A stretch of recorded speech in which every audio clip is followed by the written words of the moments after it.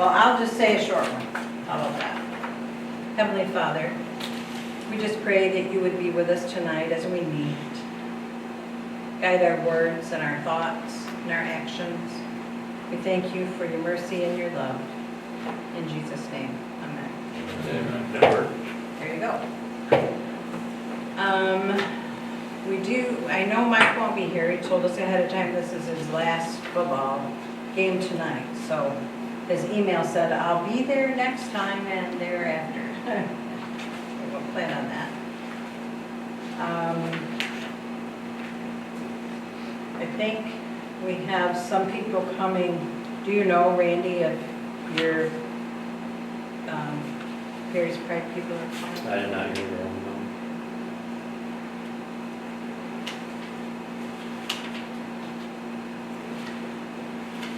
Well, I think we'll just go ahead and start. Is that okay? 6:59. 59. Call the meeting to order at 6:59. Let's have the Pledge of Allegiance.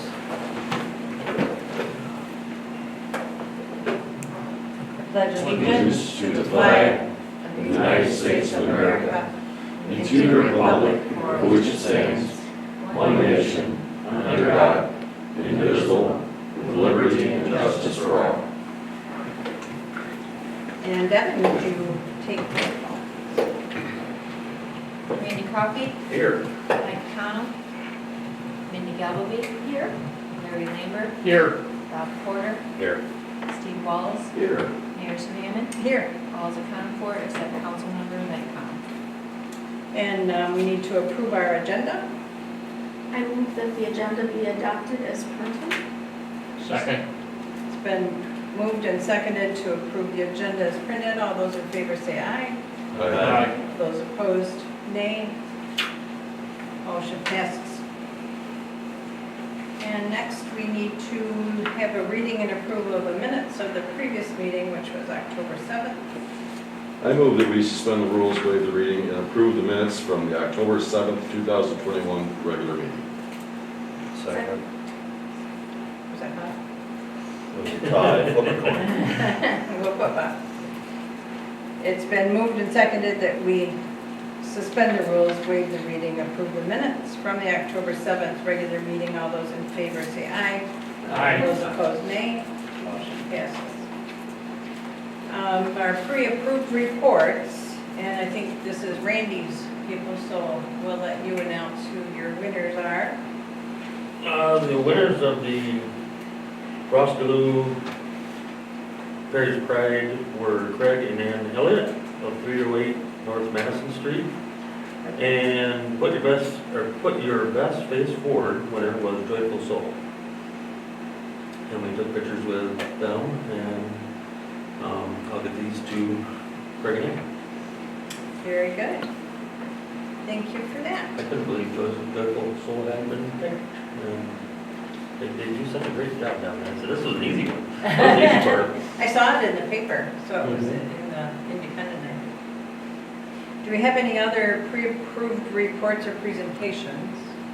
I don't see anyone, so we'll move on to public comment. Anyone with public comment? If not, we'll look to Devin for some communications. Received an email from Mike Tobias. He states, I, Mike Tobias, resign from the Local Officers Compensation Commission. It's been a pleasure serving the city of Perry in this role. Mike. We'll address that resignation further into our agenda. Any other communications, Devin, that you wanted to share? Okay. Mayor's reports, I'll just let you know that the charitable donation flyer has gotten us some money. We've gotten $500 for parks Wow. and $1,100 for the McQueen House Fund Nice. to date. The flyer is yours to use as you would like. I did send to you by email just an example of the cover letter that I've used. The ones that I use either start out with, as someone with a connection to Perry, if you're sending it to Aunt Maud, who lives elsewhere, or as a resident of the city of Perry, or one of them I think says as a resident of the Perry area, as a business in the city of Perry, that kind of thing. But then the rest of it is just yours to use, or change if you need to, but feel free to use that. And I'll keep you posted as we continue to get donations.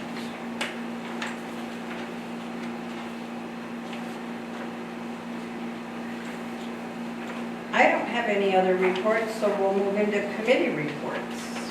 Oh, I'm sorry. Can I do that? You may. Okay. Mine will be brief.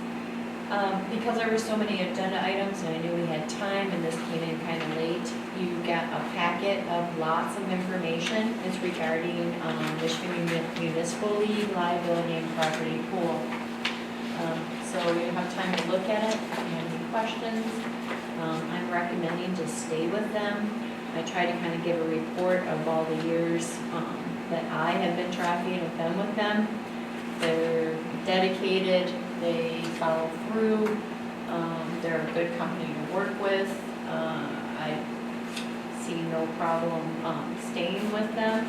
Probably the comparable one would be the Michigan Township Association would be the other one that would be comparable. In past, I have looked into local insurances, and because these are pools, they really can't compete with everything that we need to offer for the city. So I will ask the mayor if it'll be all right, that this would be an agenda item for next week.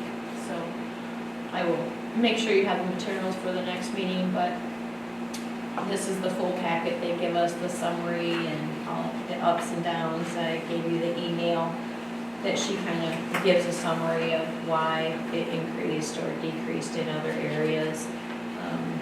So I just wanted that to be with you because there's so much reading with that. So it would be okay as they're reading it, as we're reading it, that if we have questions, we could just direct them to you by email or give you a call? Yes, okay, that'll be sufficient. Thank you for that. Other committee reports? I'll give an update on a couple of business affairs and technology.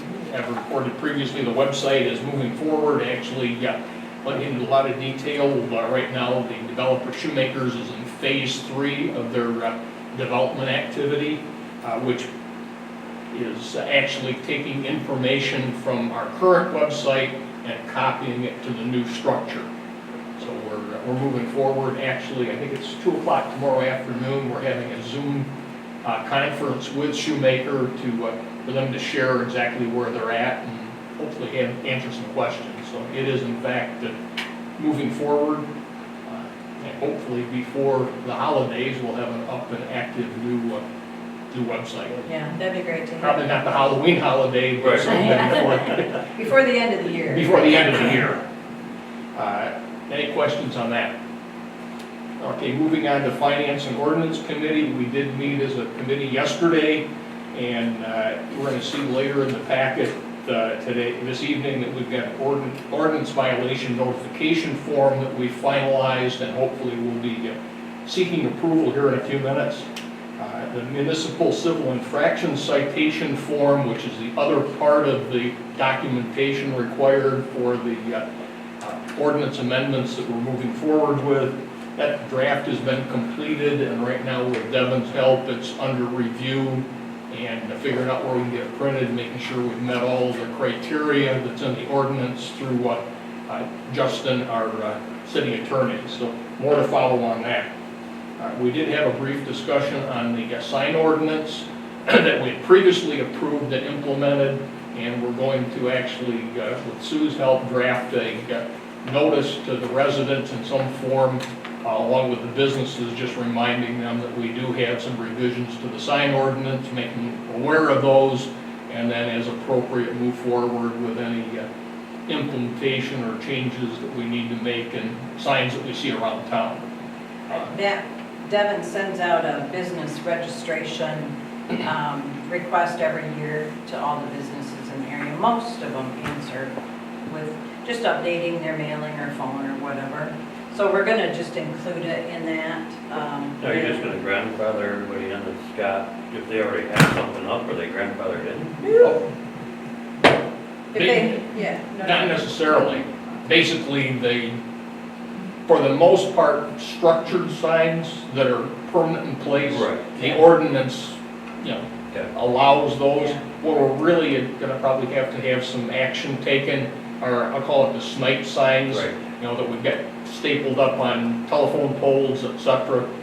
Probably some cleanup of a few of the, A-frame signs, et cetera. But, it's not, I think many of, at least from my perception, many of the roofing signs that we have all over town have dwindled away, but there's probably a little bit of cleanup there that's required. But in fairness to everybody, we said we probably need to remind them, take a look at what the criteria really are before we start, giving verbal notices to folks. The new things is what's gonna be on that communication that goes out, and a reminder that those snipe signs are prohibited. It's not allowed for 2 hours or 2 weeks, or it's just, no, you just can't do it.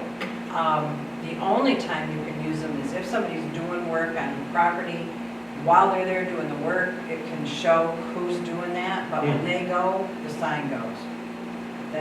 Anyway, so that's the kind of information that'll be in there. It's not a lot of changes, it's just, we want you to know this before the new ordinance enforcement officer starts. Right. Yeah, if you want to put it out, you can't say you did better. Yeah, exactly, that.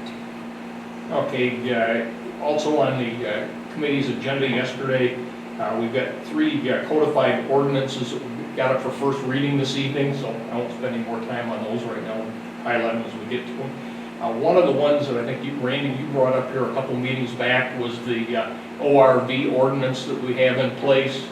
We have had discussion on that and have elected right now to work on drafting some proposed revisions to that. So once we get those consolidated, we'll have those in here in a future meeting to discuss and hopefully review and approve.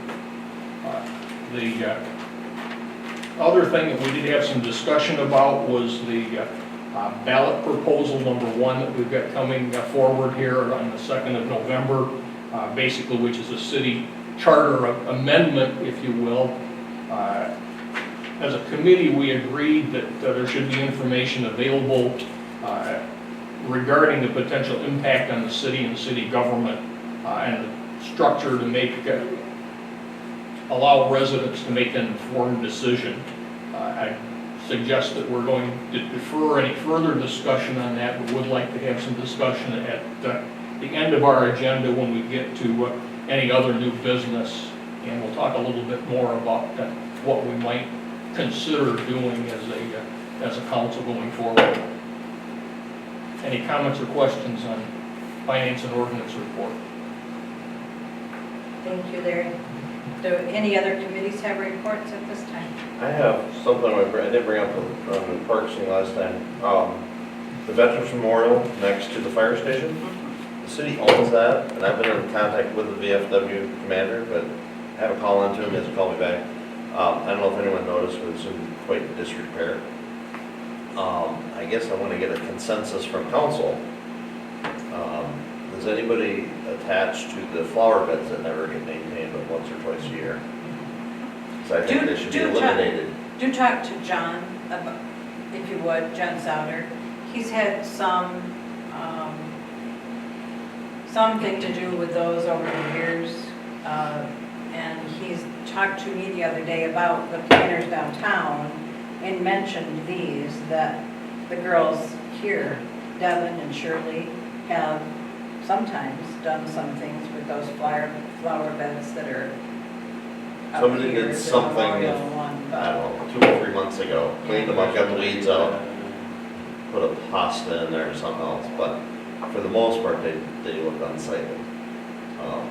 I have an estimate to fix the whole thing, but I have to get him to give me an estimate to eliminate the planter box and just put a piece of limestone on top, and maybe a finial or a ball or something to cover those. but I want to get a consensus. I don't want to step on anybody's toes if people really love the flowers that are under planted.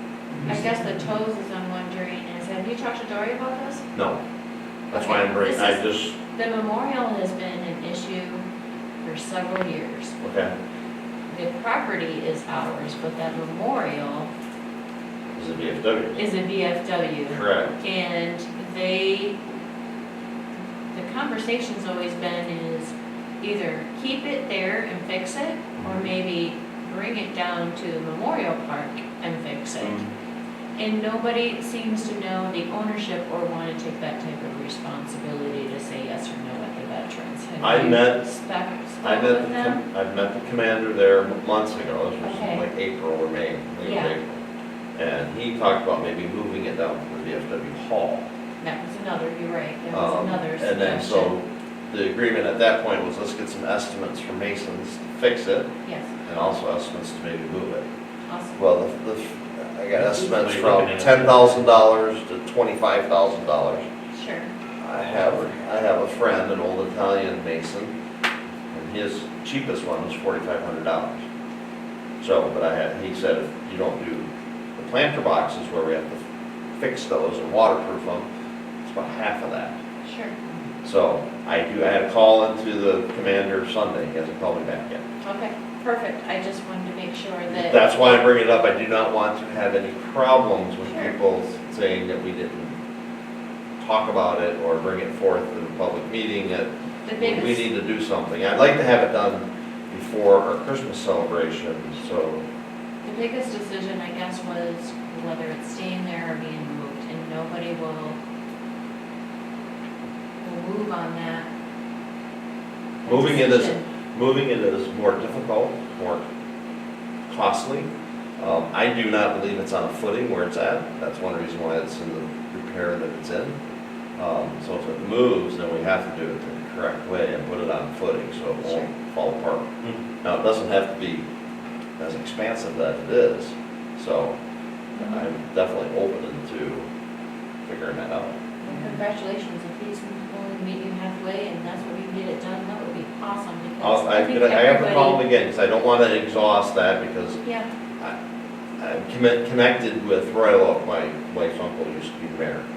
And they just did a big thing with their veterans, and then after it was done, everybody threw up in arms, so I don't want that to happen yeah, here. so that's all I bring up, is that we don't want to offend our local vets, but yeah, that's Absolutely. great, if they're communicating and willing to I have a take question. the support to get it done. Right? We used to have a garden club, are they no longer active? That used to maintain some Not of the as public active events? as they used to be. I was gonna say, in the last 2 years, I've seen some ladies out there, it wasn't you guys, they were cleaning up.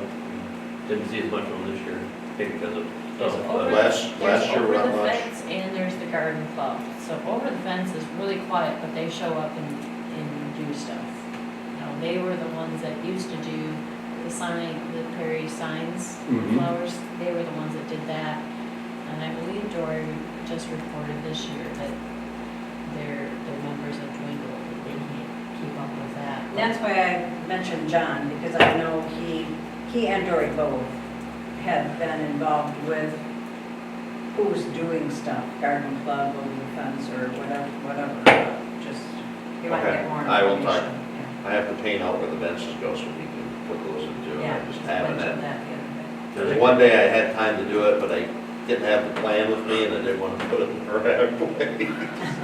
Yeah, that's a good And idea. I also have the name of a mason that's relatively local that I can Okay. give you that you can check on. Absolutely, because the guy that the old Italian I know is in Rochester, and he'll come here for me. This one is in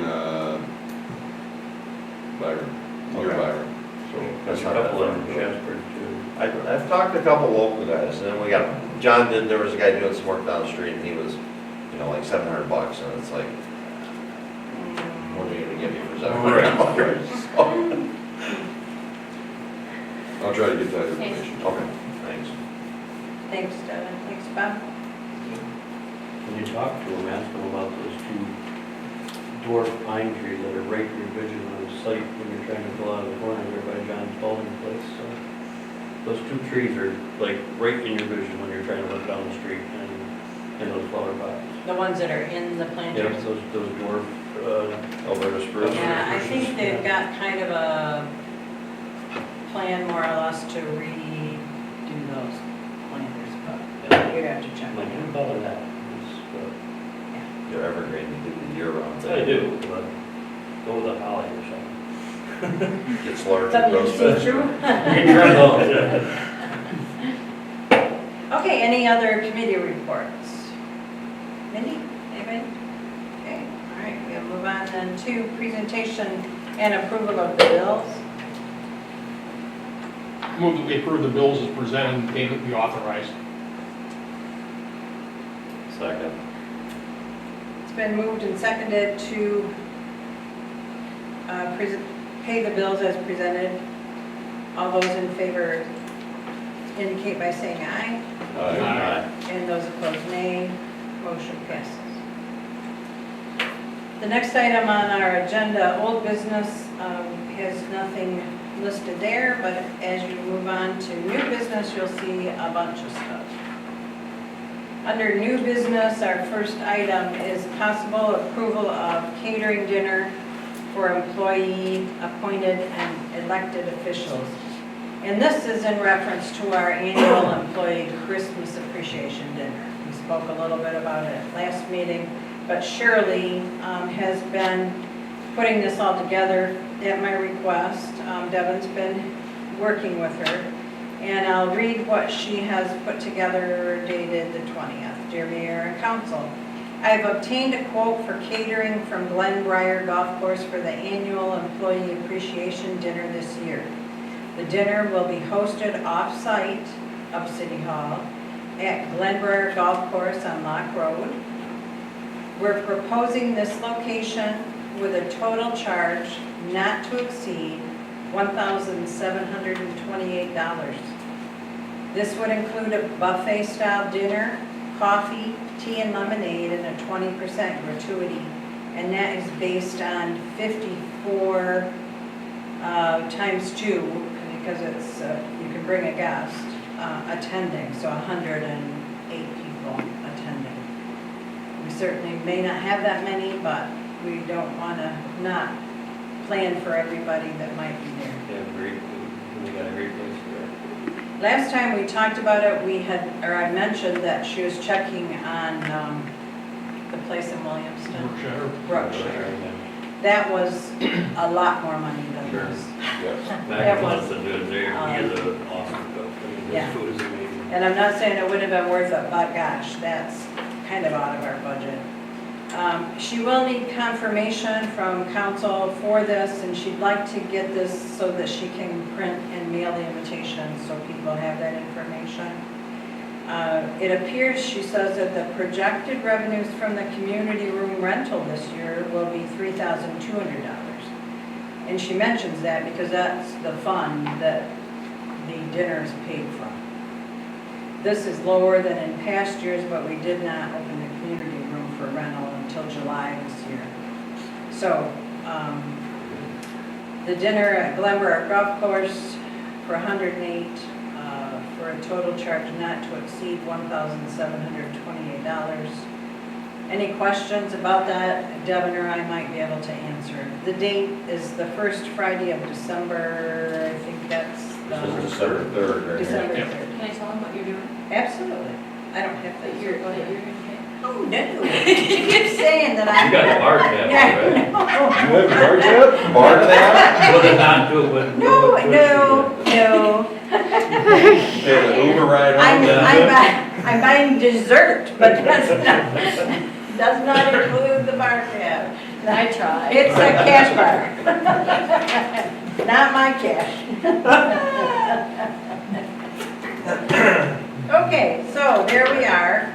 We need discussion regarding that, and if we're ready to move ahead, a resolution.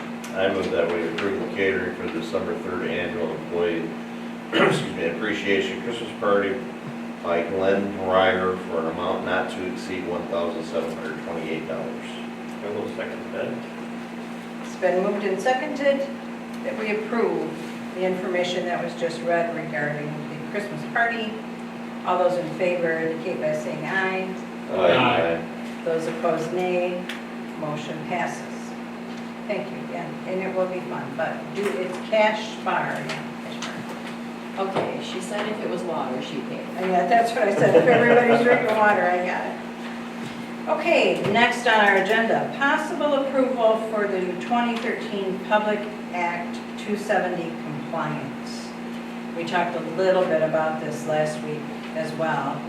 Devin kind of took the lead on that, and I'll let her do the same tonight. I believe I gave you lots of materials, and I'm going to leave it for questions.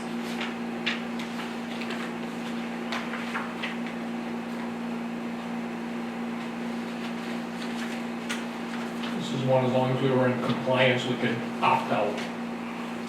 Yes, you have the option to hard cap, which we meet the hard cap, opt out, or 80/20. It's been the experience that council has opted out. So that is the motion in front of you, but I do have variations if you so would change your mind on how you would like to present and approve this resolution.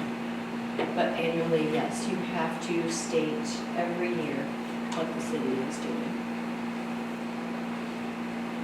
In order to pay 100% of healthcare premiums for the employees, you must opt out of the Act's requirements. Thus, the name of the resolution.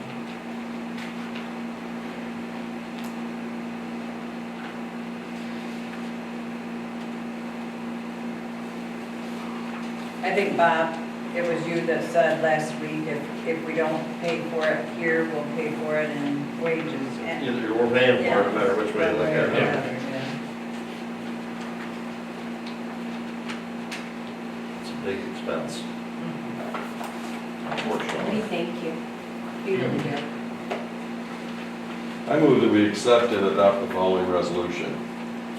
Whereas the Publicly Funded Health Insurance Contribution Act, also known as Senate Bill Number 7, was passed by the Michigan Legislature and signed by Governor Snyder on September 27, 2011.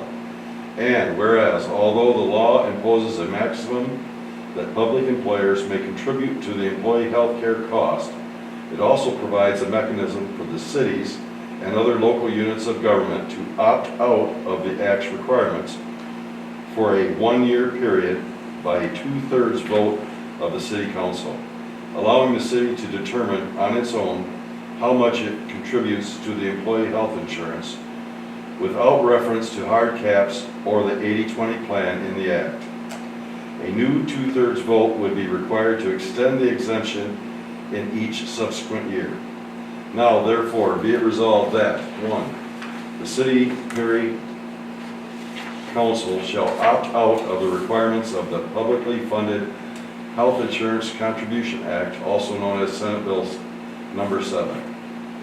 2, all resolutions and parts of resolutions insofar as they conflict with the provisions of this resolution be, and they hereby are rescinded.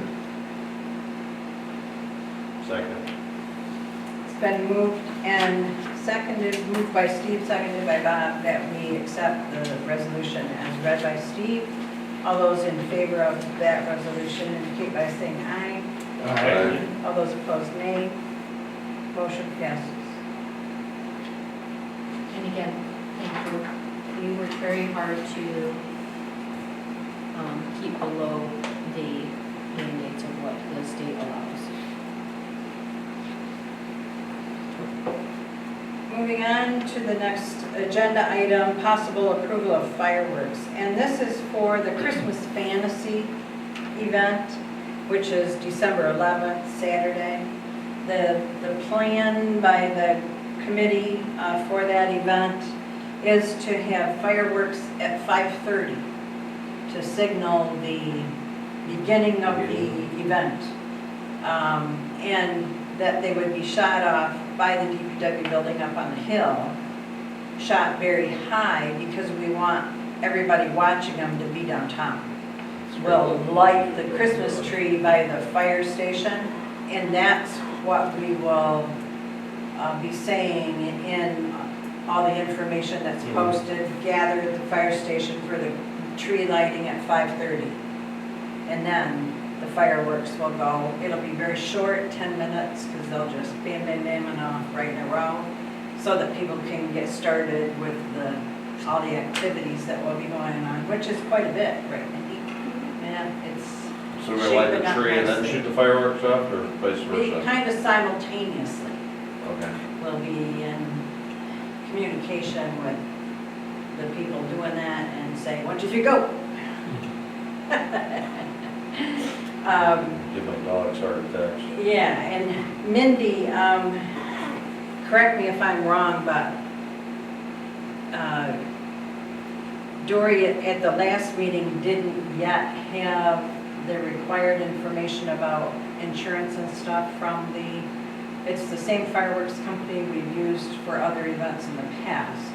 And she did speak with them on the phone a month or so ago, and they committed to the date and so on, but she's been having trouble getting hold of them to get them to send in their insurance information and stuff. Seems like It's they would very handle typical. that. This is very normal. Your motion actually states that we give them a deadline, and this is what we've done for them forever, it's a process they have to go through. Just so you know that, Mayor, I didn't know if you were aware that this is very common. Okay, So in your motion, we give them till December 1st, and they've always complied. But because we have an ordinance, the motion in front of you is allowing to override that. We're giving them the permission to do fireworks, to override our ordinance. Do we ask to be additional insured from their insurance companies? Oh, yeah. Okay. All that is identified, and Okay. yes. the fireworks will be paid for out of the Perry Fest fund. There's sufficient, more than sufficient money in there to pay for that. Any other questions or discussion about that? If So is not- it gonna go again, this part will go and then we'll get an actual quote from them and then we gotta approve that? No, it's, I think she has, there's not a dollar no amount, dollar is there? amount. There's no dollar amount in this motion because in the past, and again, because Prairie Fest is paying for it, the city isn't paying for it. So I did not make a motion for the dollar amount. I shouldn't even quote this, but I want to say it's like $3,000 to $4,000. This motion is just to Give them- abandon our code, our ordinance for one night, basically. Suspend our ordinance, not abandon. But they'll follow it, yep, and follow the rules, yep. So since it's being paid for out of Perry Fest, we don't have to identify the dollar.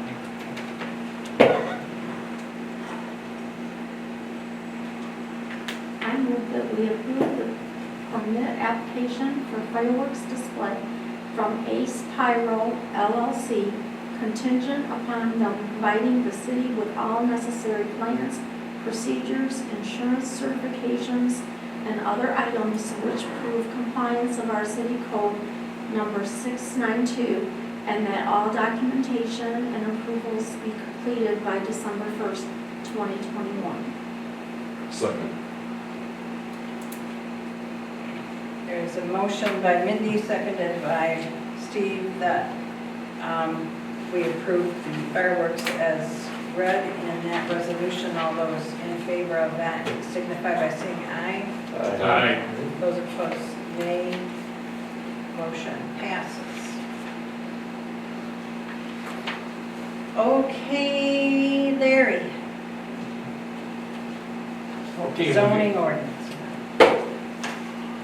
Got a number of, I mentioned earlier in my committee report, a number of zoning ordinance amendments and first readings. So I'll go ahead and get started, and I've asked for some help when it comes time to start the reading in detail. The first one that deals with simply some cleanup to a previously read an approved ordinance changing the title in the, from zoning administrator in the ordinance to ordinance enforcement officer, which we talked about at our last meeting and approved that position.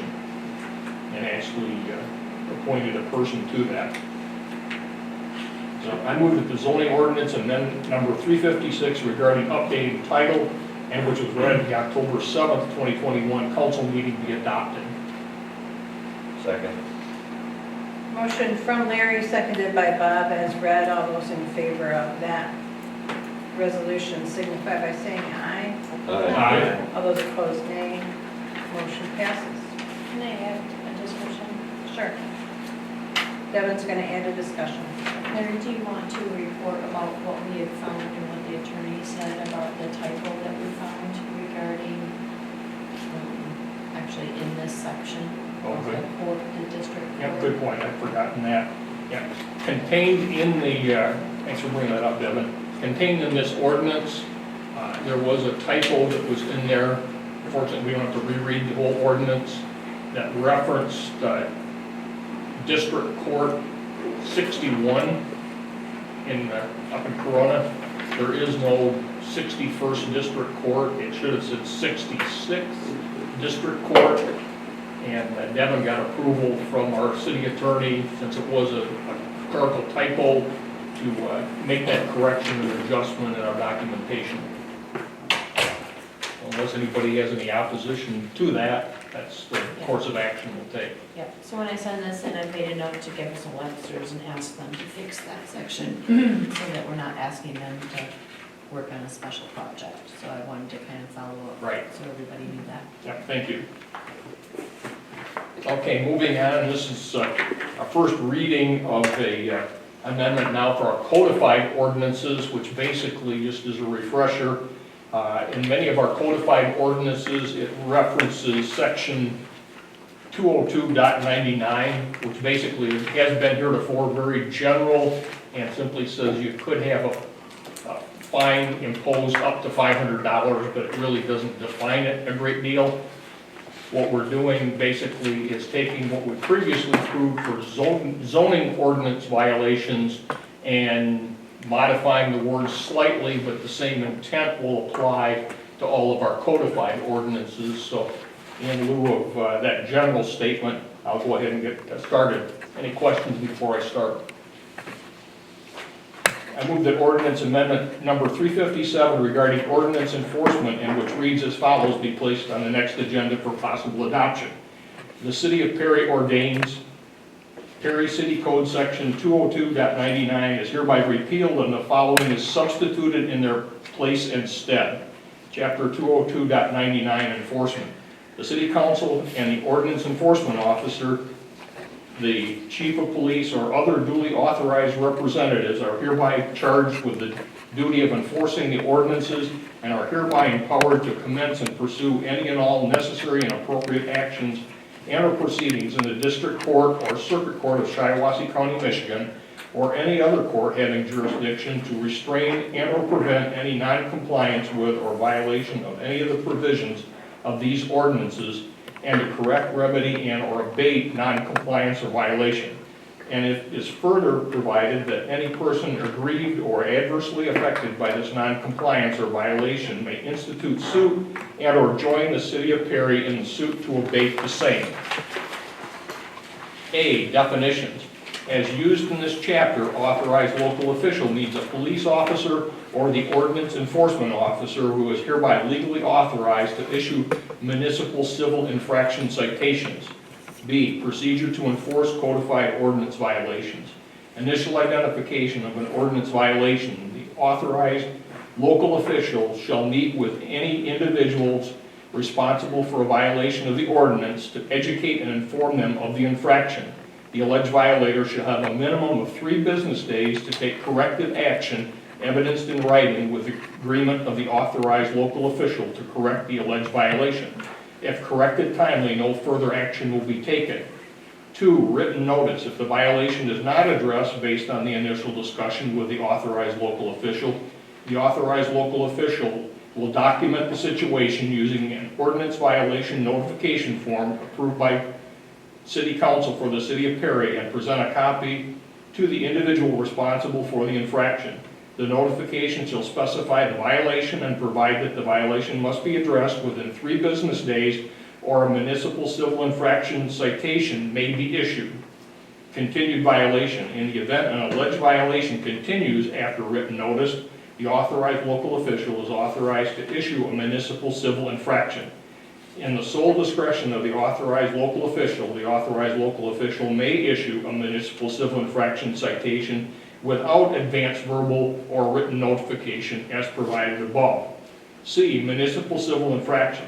Any violation or failure to comply with the ordinance requirements herein is a municipal civil infraction. An authorized local official, including the ordinance enforcement officer, may issue a municipal civil infraction citation upon personally witnessing a violation.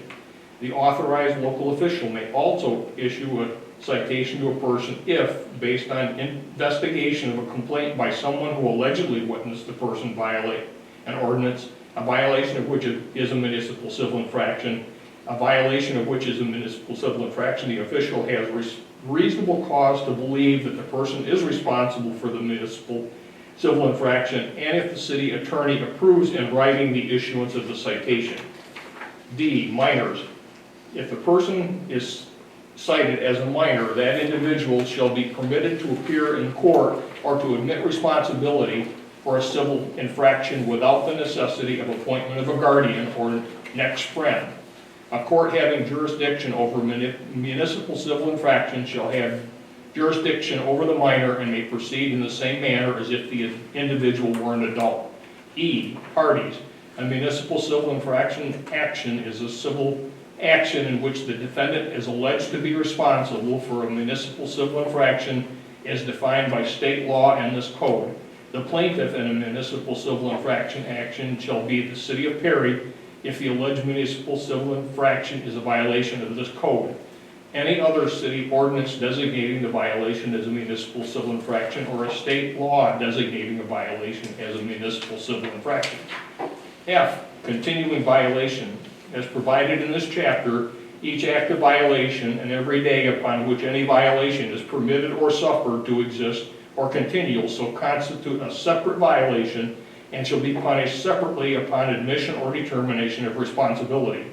The penalty provided by this chapter shall apply to any amendment or addition to this chapter or to the provisions of this code defining substantive violations of this ordinance, whether or not such penalty is reenacted in the amendatory ordinance.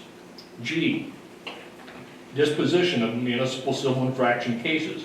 If a defendant is determined to be responsible or responsible with explanation for a municipal civil infraction, the judge or district court magistrate may order the defendant to pay a civil fine, costs as provided by law, and if applicable, damages and expenses as provided in Michigan compiled laws section 877 or 87332. In order of judgment, the judgment or district court magistrate may grant a defendant permission to pay a civil fine, costs, and damages and expenses within a specified period of time or in specified installments. Otherwise, the civil fine, costs, and damages and expenses are due immediately.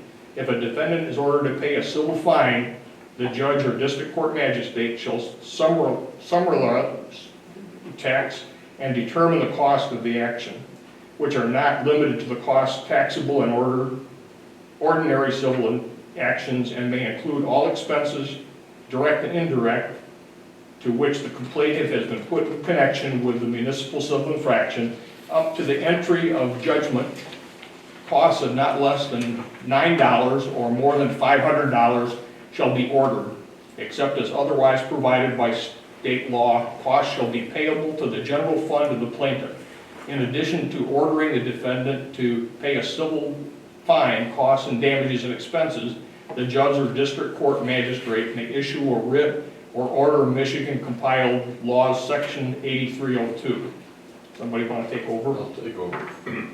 Thank you. 2, the schedule of civil fines and costs to be imposed for municipal civil infractions which are required to be posted, shall also be readily available for public inspection. The schedule need not include all municipal civil infractions. The schedule may exclude cases on the basis of a defendant's prior record of municipal civil infractions. 3.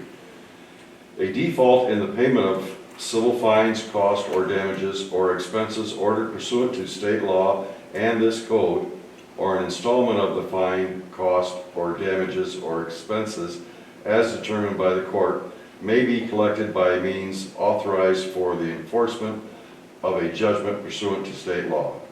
4. If a defendant fails to comply with an order or judgment issued pursuant to state law within the time prescribed by the court may proceed under Michigan Compiled Laws, Section 8729, 8731, or 8733, as applicable. 5. A defendant who fails to answer a citation or notice to appear in court for a municipal civil infraction is guilty of a misdemeanor as provided for in state law. 6.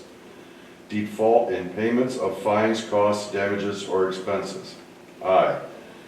If a defendant defaults in the payment of a civil fine, cost, or, if applicable, damages or expenses as provided in state law, or any installment as ordered, the court, upon motion of the plaintiff or upon its own motion, may require the defendant to show cause why the defendant should not be held in civil contempt, and may issue a summons, order to show cause, or a bench warrant of arrest for the defendant's appearance.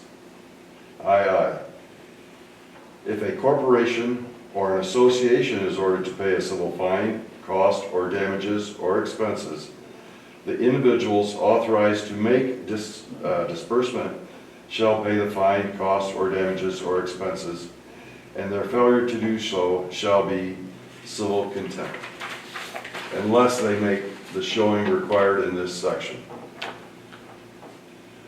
III. Unless the defendant shows that the default was not attributable to an intentional refusal to obey the order of the court, or to a failure on his or her part to make a good faith effort to obtain the funds required for payment, the court shall find that the defendant constitutes a civil contempt and may order the defendant committed until all or a specific part of the amount due is paid. This is going to be 4. If it appears that the default in the payment of a fine, cost, or damages or expenses does not constitute civil contempt, the court may enter an order allowing the defendant additional time for payment, reducing the amount of the payment or of each installment, or revoking the fine, cost, or damages or expenses. 7. Fines. Each municipal civil infraction shall carry a fine of $50 for each occurrence. All subsequent offense for the same or similar violation by the same defendant shall carry a fine of $200 and shall be denoted on the municipal civil infraction citation. H. Issuance and service of municipal civil infraction citations. Municipal civil infraction citations shall be issued and served by authorized local officials as follows. 1. The time for appearance specified in a citation shall be within a reasonable time after the citation is issued. 2. The place for appearance specified in a citation shall be the 66th District Court. 3. Each citation shall be numbered consecutively and shall be in a form approved by the State Court Administrator. The original citation shall be filed with the District Court. Copies of the citation shall be retained by the city and issued to the alleged violator as prepared for in state law. 4.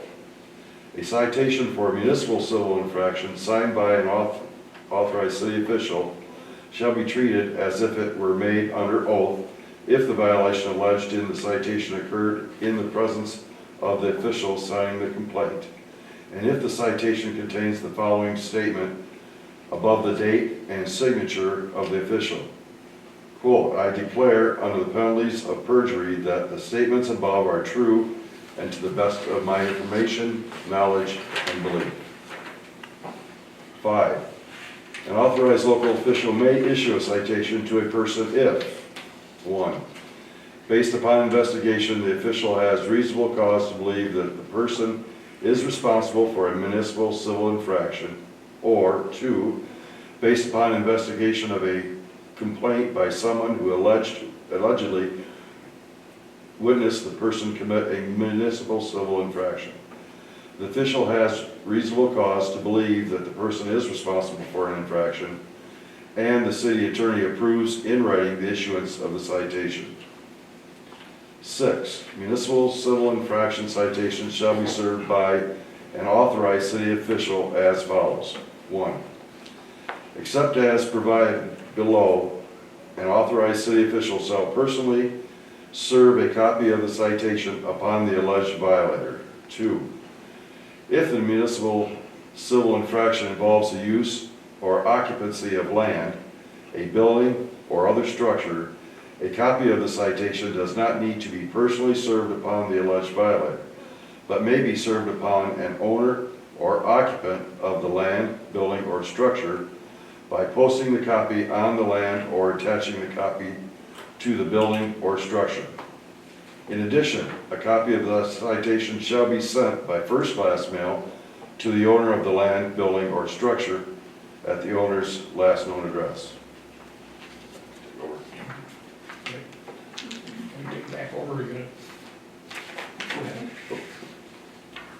1, contents of municipal civil infraction citations.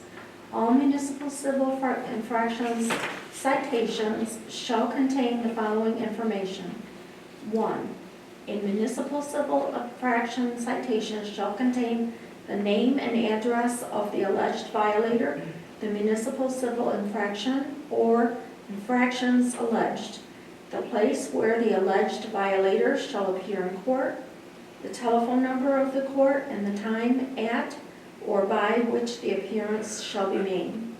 2, further, the citation shall inform the alleged violator that he or she may do one of the following. 1, admit responsibility for the municipal civil infraction by mail, in person, or by representation, at or by the time specified for appearance. 2, admit responsibility for the municipal civil infraction with explanation by mail, by the time specified for appearance, or in person, or by representation. 3, deny responsibility for the municipal civil infraction by doing either of the following. 1, appearing in person for an informal hearing before a judge or district court magistrate without the opportunity of being represented by an attorney, unless a formal hearing before a judge is requested by the city. 2, appearing in court for a formal hearing before a judge with the opportunity of being represented by an attorney. 3, the citation shall also inform the alleged violator of all the following. 1, that if the alleged violator desires to admit responsibility with explanation, in person or by representation, the alleged violator must apply to the court in person, by mail, by telephone, or by representation within the time specified for appearance and obtain a scheduled date and time for an appearance. 2, that if the alleged violator desires to deny responsibility, the alleged violator must apply to the court in person, by mail, by telephone, or by representation within the time specified for appearance and obtain a scheduled date and time to appear for a hearing, unless a hearing date is specified on the citation. 3, that a hearing shall be an informal hearing unless a formal hearing is requested by the alleged violator or the city. 4, at an informal hearing, the alleged violator must appear in person before a judge or district court magistrate without the opportunity of being represented by an attorney. 5, at a formal hearing, the alleged violator must appear in person before a judge and will have the opportunity of being represented by an attorney retained at his or her own expense. 4, the citation shall contain a notice in boldface type stating that the failure of the alleged violator to appear within the time specified in the citation or at the time scheduled for a hearing or appearance is a misdemeanor and will result in entry of a default judgment against the alleged violator on the municipal civil infraction. 5, a citation for a municipal civil infraction signed by an authorized local official shall be treated as made under oath if the violation alleged in the citation occurred in the presence of the authorized local official signing the complaint, and if the citation contains the following statement immediately above the date and signature of the official. I declare, under the penalties of perjury, that the statements above are true to the best of my information, knowledge, and belief. All other provisions of said ordinance not inconsistent with the above amendments remain in full force and effect.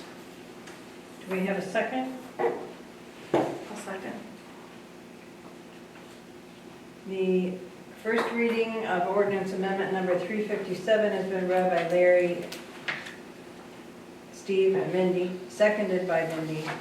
All those in favor of the ordinance enforcement going into effect, please signify by saying aye. Aye. All those opposed with nay. Motion passes. Thank you for the help. Yes. There's a lot of repetitive, Pardon? it's a lot of repetitive stuff. Yeah. I do have one question though, that when they say that a city official has to sign it, and he's signing that he's under all the perjury, it doesn't really say anything about the actual complaint person doing the same. So if you got, let me technically just use the word Karen, that says the mayor does something that she says, does she have to sign that complaint and say under that same pretense? Or is she just making a, because they have to be in. The enforcement officer has to investigate. He has to investigate it after that. Okay, cool. He has to sign it saying that he has Right, observed okay. the violation. Perfect. Or investigated it to the Yep. best of his knowledge. Yeah. You gotta Just take off opportunity to somebody's word. acknowledge it, deny it, or, Yeah, I know you're not gonna go right off somebody's word, but. Yeah. Mhm. anything else on that one? Okay, now I'll move on to the next one, and this deals Larry, before with, you read that, can I ask a couple questions about that one? sure, Just. The one that was just read? No, the next one, Okay. before he reads it. Yeah, the form? Yeah, or unless we want to, No, I was gonna, before I read it, I wanted to Yeah. ask if there are any questions on the I just- notification form. I know, is it this one or the next one? Actually, We have like three. I gave you the latest and greatest tonight. There's another Yeah, there version. was a, Okay, because I had one in my box and that's one I was looking at last night. So you should have gotten one tonight with your motions. Okay, There was some typos and a couple other suggestions that came out of committee today. I did have a question about the other furnace that doesn't affect it. Let me see if it's in here, maybe it's not. this one. This is it.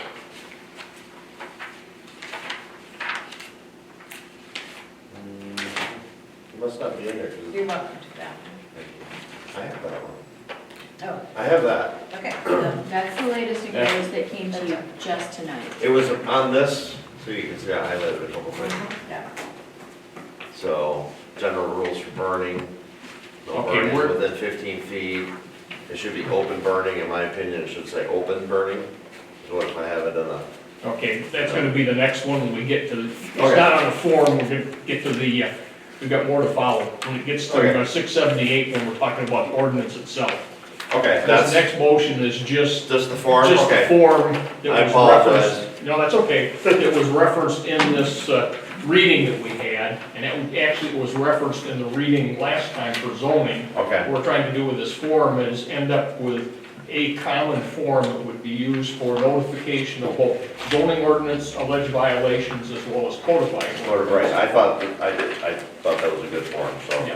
that wasn't my question, it was Okay. what's actually in the ordinance. Not that we can do anything about it, but before I. It's also gonna replace a couple of forms that the police department has been using around Right. junk vehicles and abatement issues. Okay. Any other questions on the form before I make a motion? If not, I move that we approve the City of Perry ordinance violation notification form as recommended and presented by the Finance and Ordinance Committee. Second. It's been moved by Larry and seconded by Mindy to approve the ordinance violation form as read. All those in favor of that motion signify by saying aye. Aye. All those opposed, nay. Motion passes.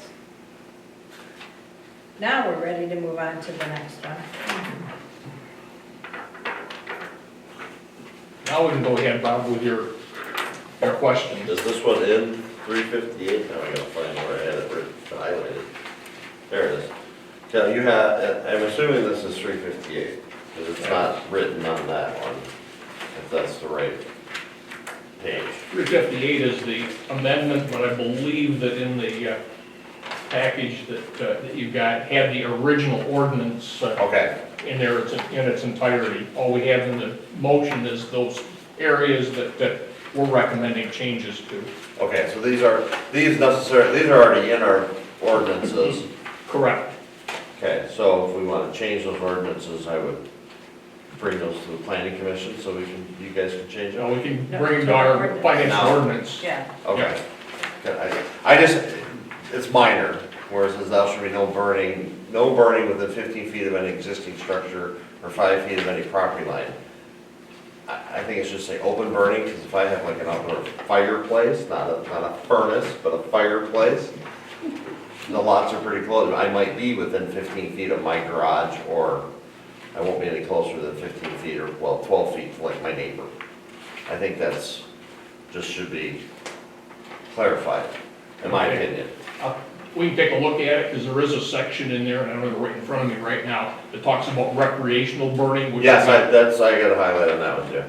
It goes back to the fireplace, because those are new fire pits, and fireplaces are very popular outdoor features. So, I thought of that, and then, okay, so the next one is the 678.05, the nuisance abatement. Who defines it? And then I highlighted because I have neatly stacked stuff in front of my garage and I'm going to use, I just have to collect them and then have time to put it. But it's building material including not limited to lumber, bricks, concrete, cinder blocks, plumbing material, electrical, blah, blah, blah. I have landscape wall blocks sitting there that's going to be used once I get to that point. So I am technically in violation of this ordinance, but it's neatly stacked and, right. And to answer your question, that was one of the, correct me anybody else on the Finance and Ordinance Committee, but one of the discussions that we had was that there is some degree of gray area and subjectivity, and we elected to promote the idea of an ordinance enforcement officer, so we would have a common set of eyes throughout the city looking at, is this really a serious infringement of the ordinance, or, you know, if that goes a year from now, I'm just making that up. right, no, I get, yeah, if I start growing trees on top of it, then yes, it's a problem, but it And is. that's really where we're gonna rely on the ordinance enforcement officer in conjunction with discussions with the Finance and Ordinance Committee, and if need be in here, to keep us calibrated as we go forward. Okay. Hopefully he's taking notes when he's doing his rounds, or getting contact from other people. Yeah, and there's definitely, violations. He gets 3 complaints from it over, I like you need say, to know if 6 we need to move months. it, because I do collect them, as I put them in my truck, unload them, and then I put them there, and I have to go so far. Didn't we say that, in light of that type of a thing in somebody's yard or driveway or whatever, that if it was covered with a tarp, it's out of sight, out of mind? I had a question on that same note. So are we, is our officer going in the backyard if it's fenced? No, No, never. no. So if you could be compliant if you chose to keep your backyard fenced? Yeah, we've had that discussion, a number of times. It said, we're not going to, we've got a fenced in area that's, Really yeah. good. Out of sight. That tends to be what is the protocol now. Right. But I wasn't sure if anything else was. no. So they're I not, got one you on- can use. they're not It's a unattractive. big one. A big blue one, yeah. Yeah, My brother painted his treasure once. I went so far as to say that, if you, just Sue's point, if you've got a, something, covered. I can see if it's, and I'm gonna be biased because it's my own stuff, but I can see that if it's very unattractive and growing mold and trees and things, I can see that, obviously. I just wanna make sure I'm not in violation as a city official. I shouldn't be doing those things, so. I will say, Bob, that as the Finance and Ordinance Committee, as we were developing this, drove around the city as a group. We use my house as a. Yours was not cited as one of those I don't have lists that that was gotta get fixed. We did have, there are a few that we said we really need to Look at that. I move think forward with. the next question I had, I think is on another ordinance. Let me see if you have a number on here. It's a draft, 696, junk motor vehicles. So that's another one. yeah. Yeah, that's another one that we'll get to in a minute. Yeah, I'll And that ask my one- question when we get to that one. Okay. Now, what I'd suggest or would So like I on have time behalf to of, read through all this stuff. on behalf of Finance and Ordinance Committee, I have no problem outside here. We'll take the other things you've got around the burning discussion. Right. And we can revisit those at another committee meeting and say, do we need to have some Seriously further? consider, because that's one of the biggest, probably, I would say, if not the biggest thing, it'd be second outdoor feature that we build right now in the last 5 years, fire pits, either gas or natural. But wouldn't those be recreational? Yes, but And it's that's hard, defined That's not open. differently. it's still open burning. Not really. But it's defined Control. differently in the ordinance. It's I know, I'm just- allowed. Yeah, there's no. But the fireplace there's is no different spark too, and going it's, off, yeah, fireplace could be. It's something we need to. But it still It would could be be- recreational. It's not designed to heat your house. Those No, outdoor No, not. furnaces I'm that not- connect to your house are what's prohibited. That's gonna be a touchy one, you might, yes, that is gonna be something we're gonna have to look into, because it could be under the fire code. It could be something that we just say it's a permittable, meaning a building permit is required to do it or something If it like falls that. under that, I guess you're good. Then you're covered. Then you make sure it covers all the ordinances that we have, just like I would have to for my chimney on my house. You have to follow the ordinances for But that. if you read further in there, it basically explains that if you get a permit from the fire department, he's already looked at it. and you Correct, have but it's, His blessing. again, I don't want to have to get a permit for everything, but there's also certain things that maybe are a good idea to have a permit for. And it says you can get a long lasting one in there. Correct. Like I said, we have too much time. I read through this, I was all late, and I'm sitting there eating my dinner, reading all these things. And no place in here we say that we can't look at some further enhancements, and I'd suggest that we take those. Just look at, this is a Committee. suggestion for your Yeah. committee on that. I have a sticky note. Okay, thank you. I already Anything made the list, jeez. Okay, hearing nothing else, I move that ordinance amendment number 358 regarding updates to general offensive codes and which reads as follows be placed on the next agenda for possible adoption. The City of Perry ordains Perry City Code Section 678.02B, 678.05C and D, 678.06C, 678.07B, and 678.07 678-99 is hereby amended and the following are substituted in their place instead.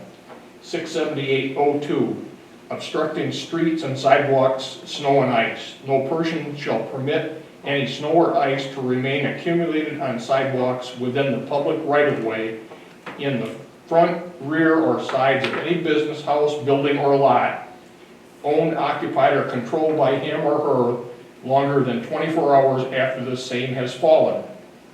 Whether either snow or ice has fallen or formed on any such sidewalk, the owner, occupant, or agent shall, within 24 hours after it has fallen or formed, remove the snow or ice in such a manner as to render total width of the sidewalk safe for pedestrian travel thereon.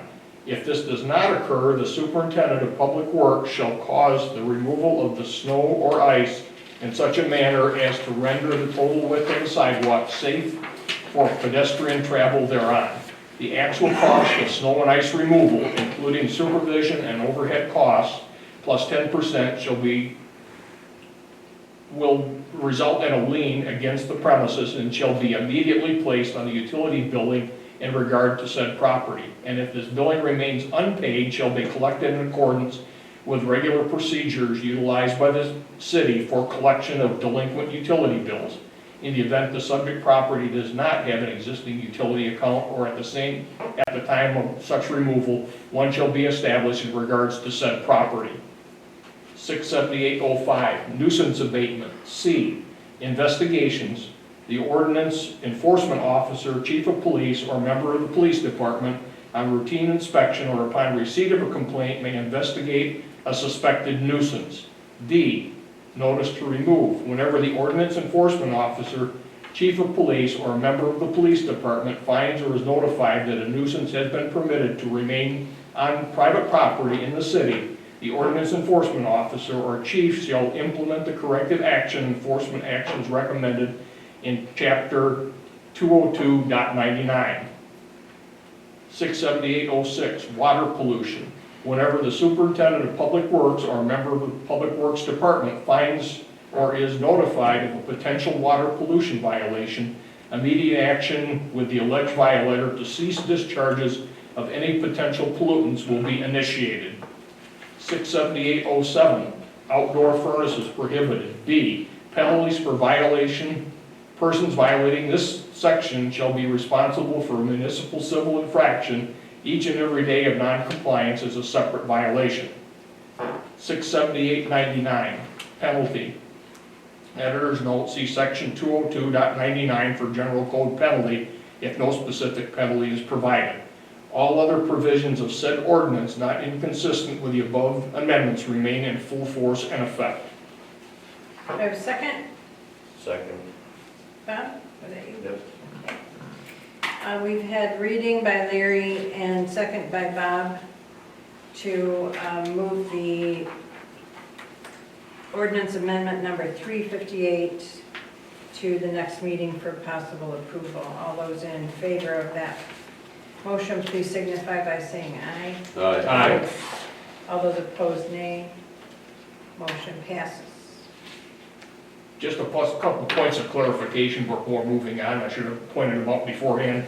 Everything around the sidewalk, snow and ice, is basically the same as it has been. The only thing we did is match the action, if you will, in terms of how we charge the resident to match what we already have in the ordinance for noxious weeds. Previously, it had said that we'd fine them, we're not allowed to fine them. We provide a service and bill them for that service. And then the other It's sections. reasonable, you guys can do my sidewalk every time. Right. Some people say that. They're hired dump builders for like 20-some bucks an hour. And then the other things that I read were inserting the ordinance enforcement officer into those sections, were primarily what happened there. How long has the outdoor furnaces been prohibited? It's been a long time. You know, I don't, absolutely don't. 2006. Larry looked that up. There you Yeah, go. we did. Oh, we did. 2006, okay. Is there a reason? Like, I mean, and Bob had brought up the main thing of what if I fire my fireplace, what's the difference really? Well, it's different It's though. An outdoor contained. furnace is one that's connected to your house to heat your house. Right, with. yeah. And, They create But a the lot of fireplace is smoke. inside your house, creates the same amount as the chimney does. but it's, It doesn't though, if you've ever seen them. What I'm saying. it's vented differently. The chimney of your house has to It's be higher, up a yeah, certain. Yeah. right, right. Yeah, and I think that's really the key Yeah, difference. I didn't know is if we could do anything, I don't know if it's a big problem. I've seen over in Shasburg, Mhm. somebody who did that with their outdoor furnace. They put a really, Extensions, really tall stack furnace on it, and maybe that was the only way they could do it. I don't know, but they did it that way. So I suppose that might be Yeah. a remedy. I It's can ugly. see how it can be nuisance, because I don't like the burning leaves and stuff. Well, they but- throw everything in those things too, they just don't burn, that's the big thing, Right. is they throw everything in there. And I think that's what got it started was people were, I think they were calling them corn burners. Pellet burners, And yeah. Hell, And it corn- there is really corn It that really could do it. creates a lot of smoke Yeah.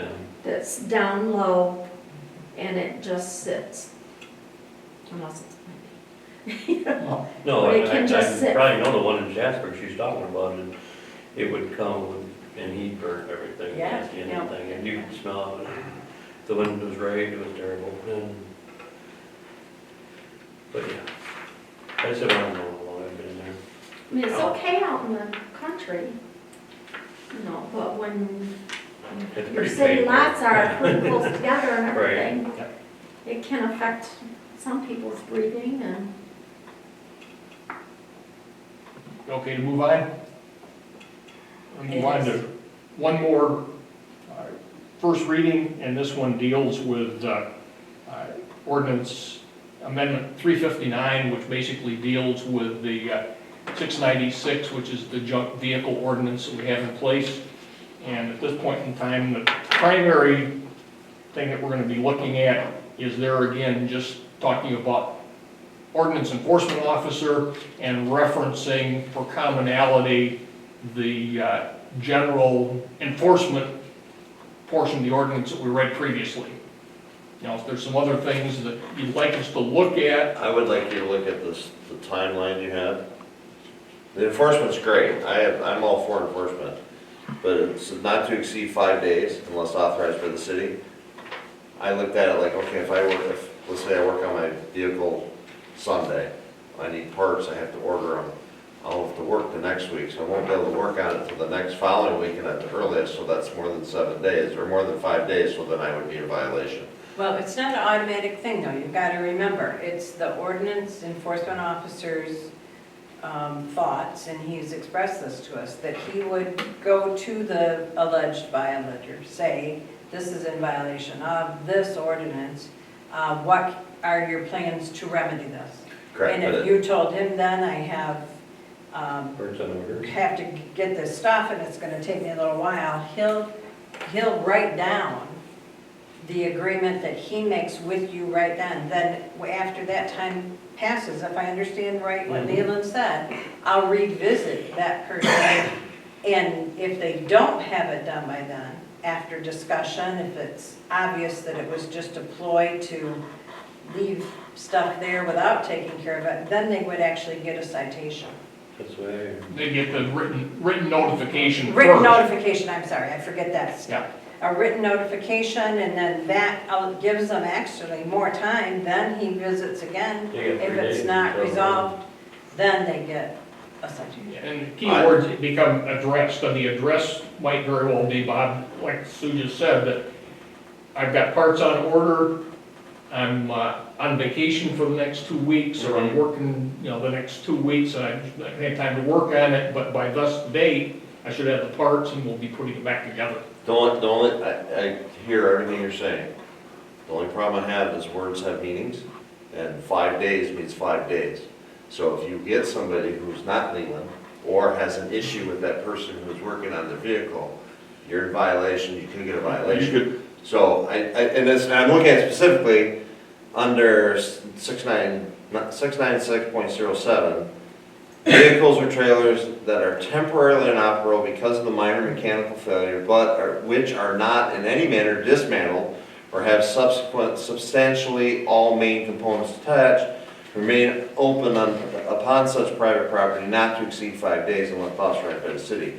So that, I would say that's probably someone who working on their vehicle, and then under that D, tires or parts of motor vehicle being removed, replaced, installed, and again, it's 5 days. So I just think that we need to. Unless authorized by the city. I mean, that's Correct, the but- key. I think it needs to be longer than 5 days. I think that's a little. So they also have other protections too. Under 357, they can tell a judge or a magistrate, these are the extenuating circumstances. Correct, but Yeah, are we not giving our citizens the ability or opportunity to work on something for longer than 5 days?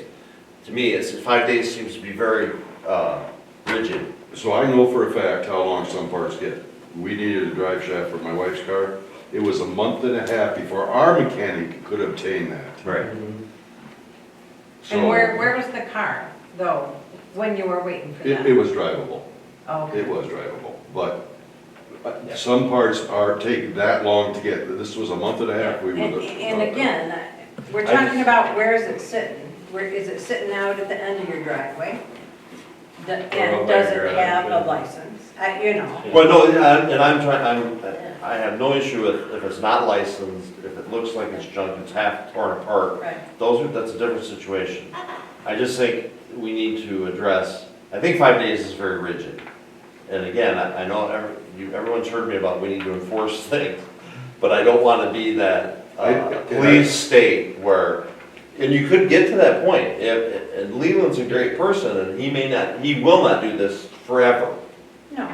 So you might get somebody that says, well, this is what I read, this is here. But then So- you gotta put a number somewhere. Yeah, but You it says start unless the- authorized. I mean, that's the And I agree, flexibility. and like I say, 357 allows a magistrate or a judge to say, there are extenuating circumstances.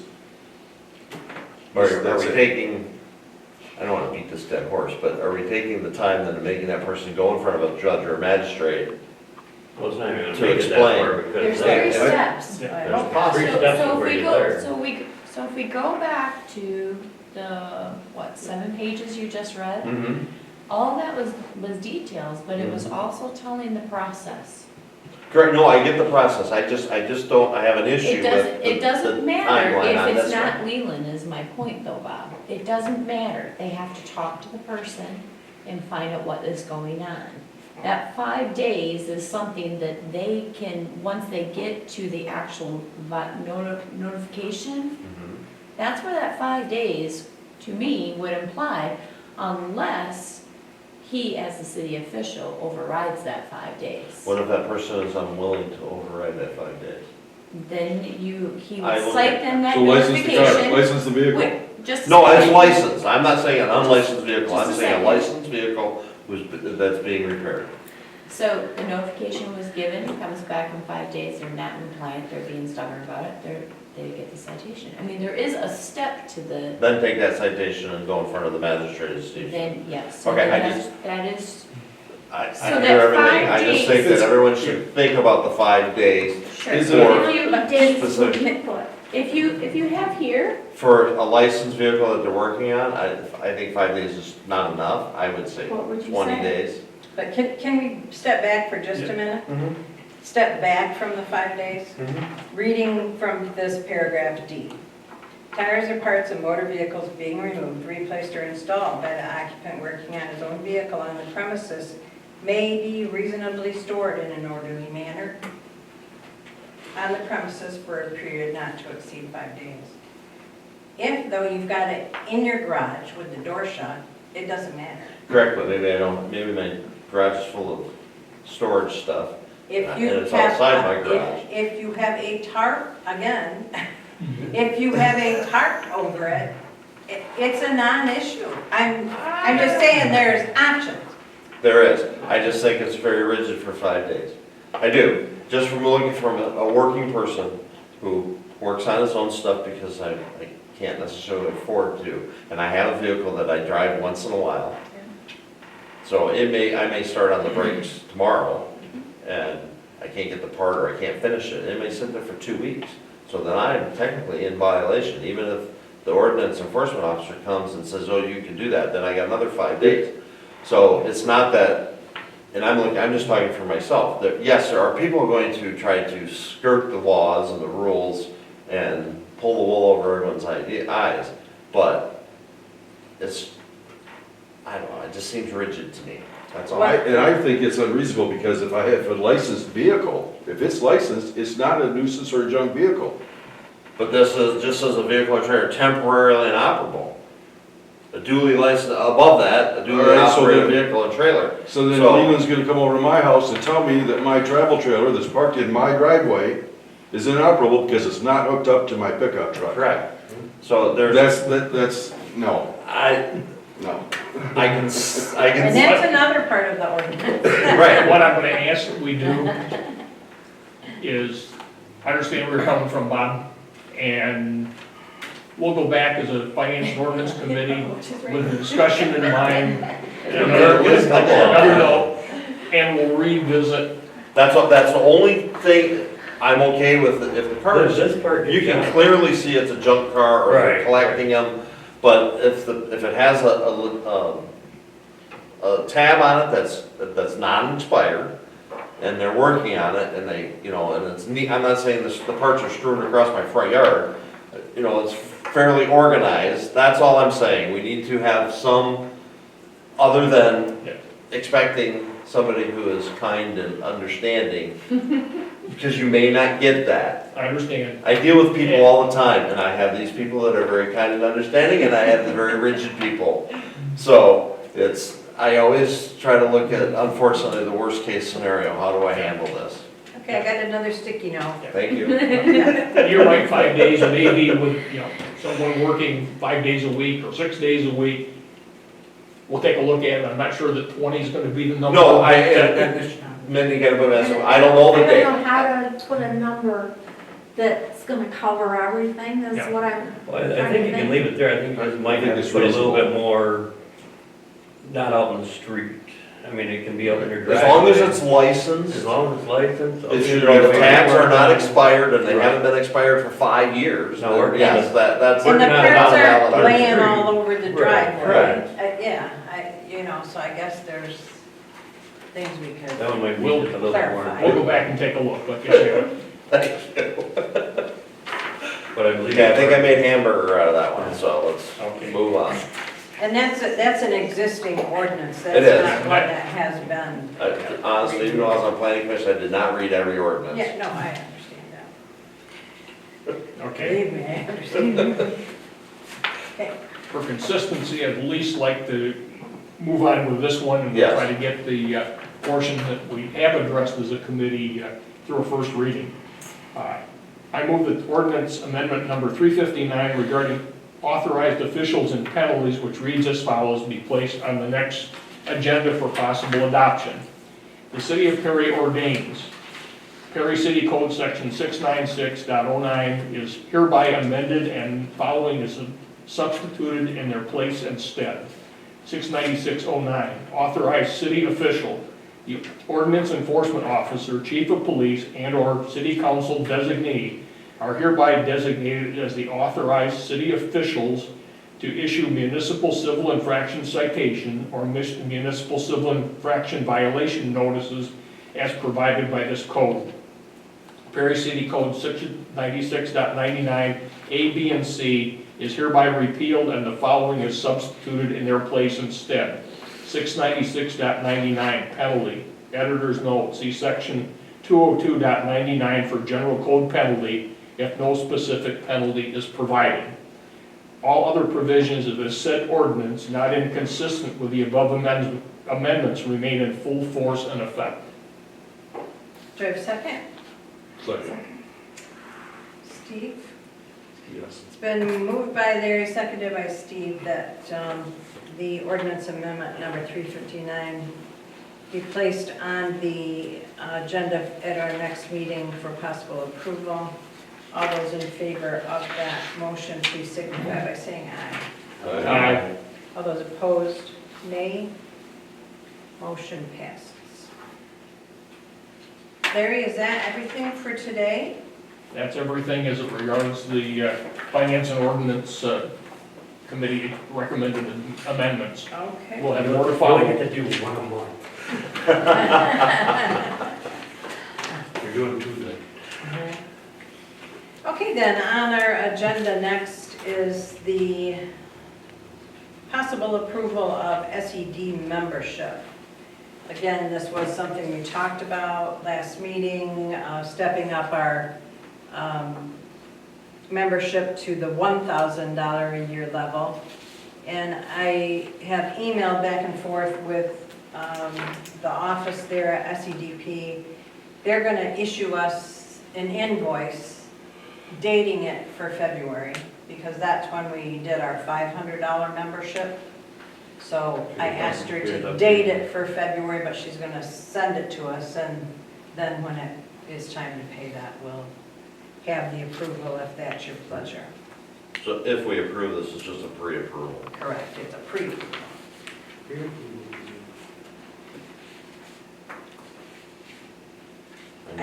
I move that we shall approve the 2022 renewal of SEDP to the partner level for the amount not to exceed $1,000 and authorize the mayor and the clerk to sign the agreement. I'll second. Motion from Bob, seconded by Randy, regarding approval of the SED membership. All those in favor of that motion as read, please signify by saying aye. Those opposed, nay. Motion passes. I will just insert in here, I did go to a meeting out to Perry Township regarding the possible extension, that whole 80/20 grant, and Justin said that they were still working on the application, but we can't send in our application unless we have a commitment for our portion of the money. So if it's 80/20, if no other entity like the commissioners step up to pay that 20 and the township pays 10 and we're obligated to 10, if we don't have a clear picture of where that money's coming from and a commitment for it, we can't even send in our application. I did then send a letter to John Plowman, email, and told them that we needed the commissioner's commitment for the 20% by February. Not that they've said they're gonna, but I just laid that out there, so we'll see. So I just wanted you to be aware, their SEDP is doing a really nice job helping us with that. So thank you for that. And I will just say too, Justin has asked if we would be able to have one of our city officials represent the city on their board. They would like to have representatives from each of the cities in Shiawassee County on the SEDP board. So please think about whether you'd be willing to do that, to sit in on their board meetings and be a part of that board. And you can let me know. Next on our agenda, discussion, possible approval of the grant writer agreement. And this is referring to the grant writer that attended our meeting a while back, Mr. Hissong.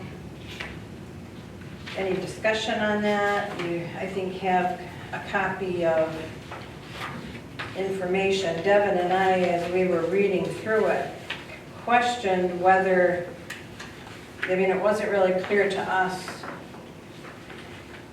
whether the agreement already addressed how much it would cost, whether they were searching for grants or writing grants, or if that changed.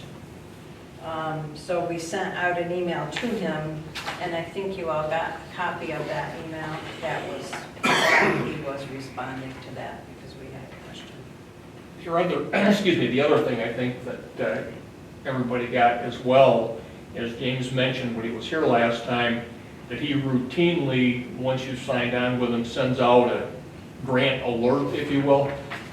And he had called me and forwarded to me, and I sent on to Devin, just a copy of the latest grant alert that he sent to other clients that he has, to get some idea of what information he would routinely be providing should we elect to sign on with him. I did mention at that meeting last night that we were looking at potential grants, because we were talking about where else we could get that money from.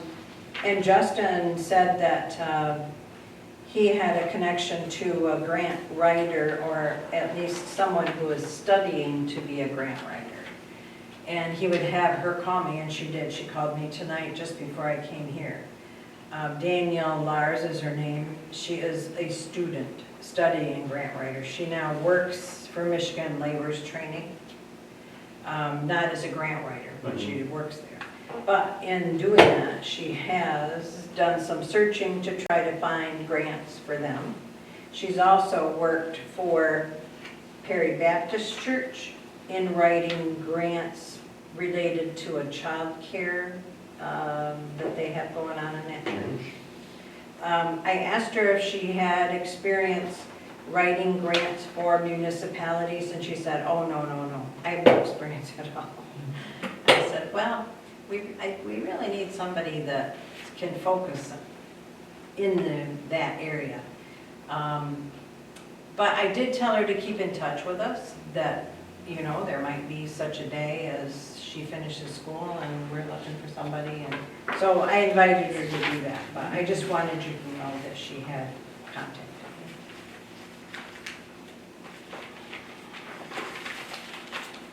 me.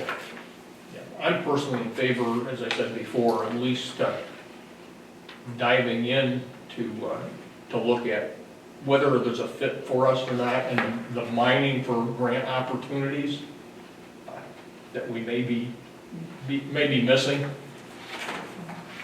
I looked at that notice, or whatever you want to call it, and I there was some on there that I had not seen before, because I briefly searched for stuff for Parks and Rec, Parks and Property, so I think it's a good idea, and it is an open-ended thing. We can cancel at any time, either party, so. Have we reached out to any other areas like Williamston or anybody like that, and see if they have anybody, or if they've used, if they, what they do, or? I have not. I know that next time I'm over there, I'll swing in and see if I can catch anyone over there. You know, a few people over at least Williamston.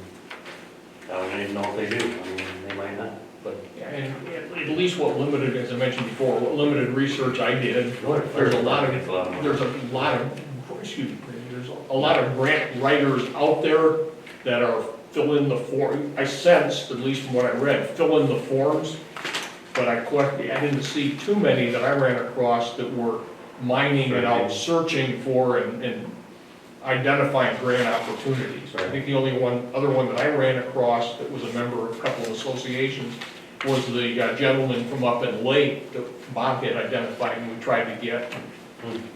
So, Yeah, something happened to him, whatever happened to that. Yeah. This guy that was here was the last meeting? Yeah. Yeah. He was very knowledgeable, and he has experience, though, you know, he worked for, Good start.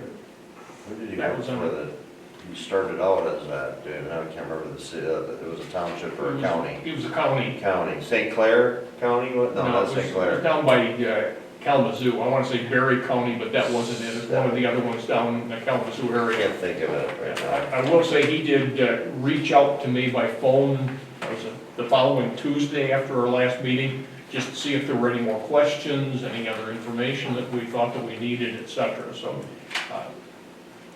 I was favorably impressed with the follow-up that, you know, he initiated in that regard.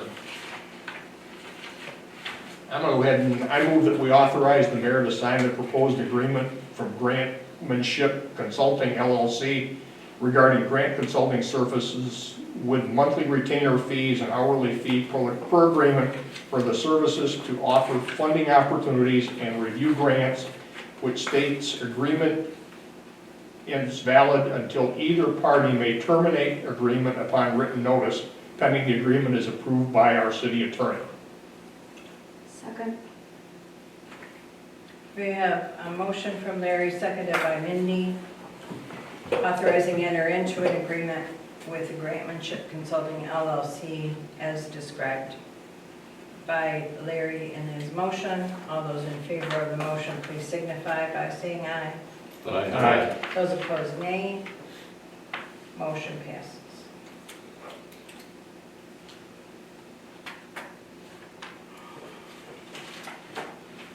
moving on through our agenda. And we're making good time. I thought those ordinances would take a lot longer, so you're doing great. Discussion regarding the Charter Commission, or the potential for that. Devin, would you like to lead out on that?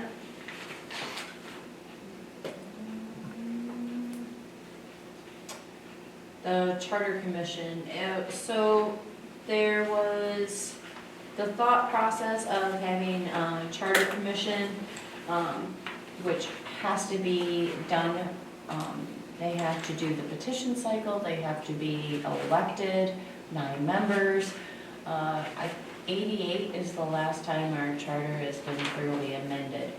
And the reason why the discussion was mentioned was because there are certain items in our charter that are outdated. The mayor's mentioned a couple of things.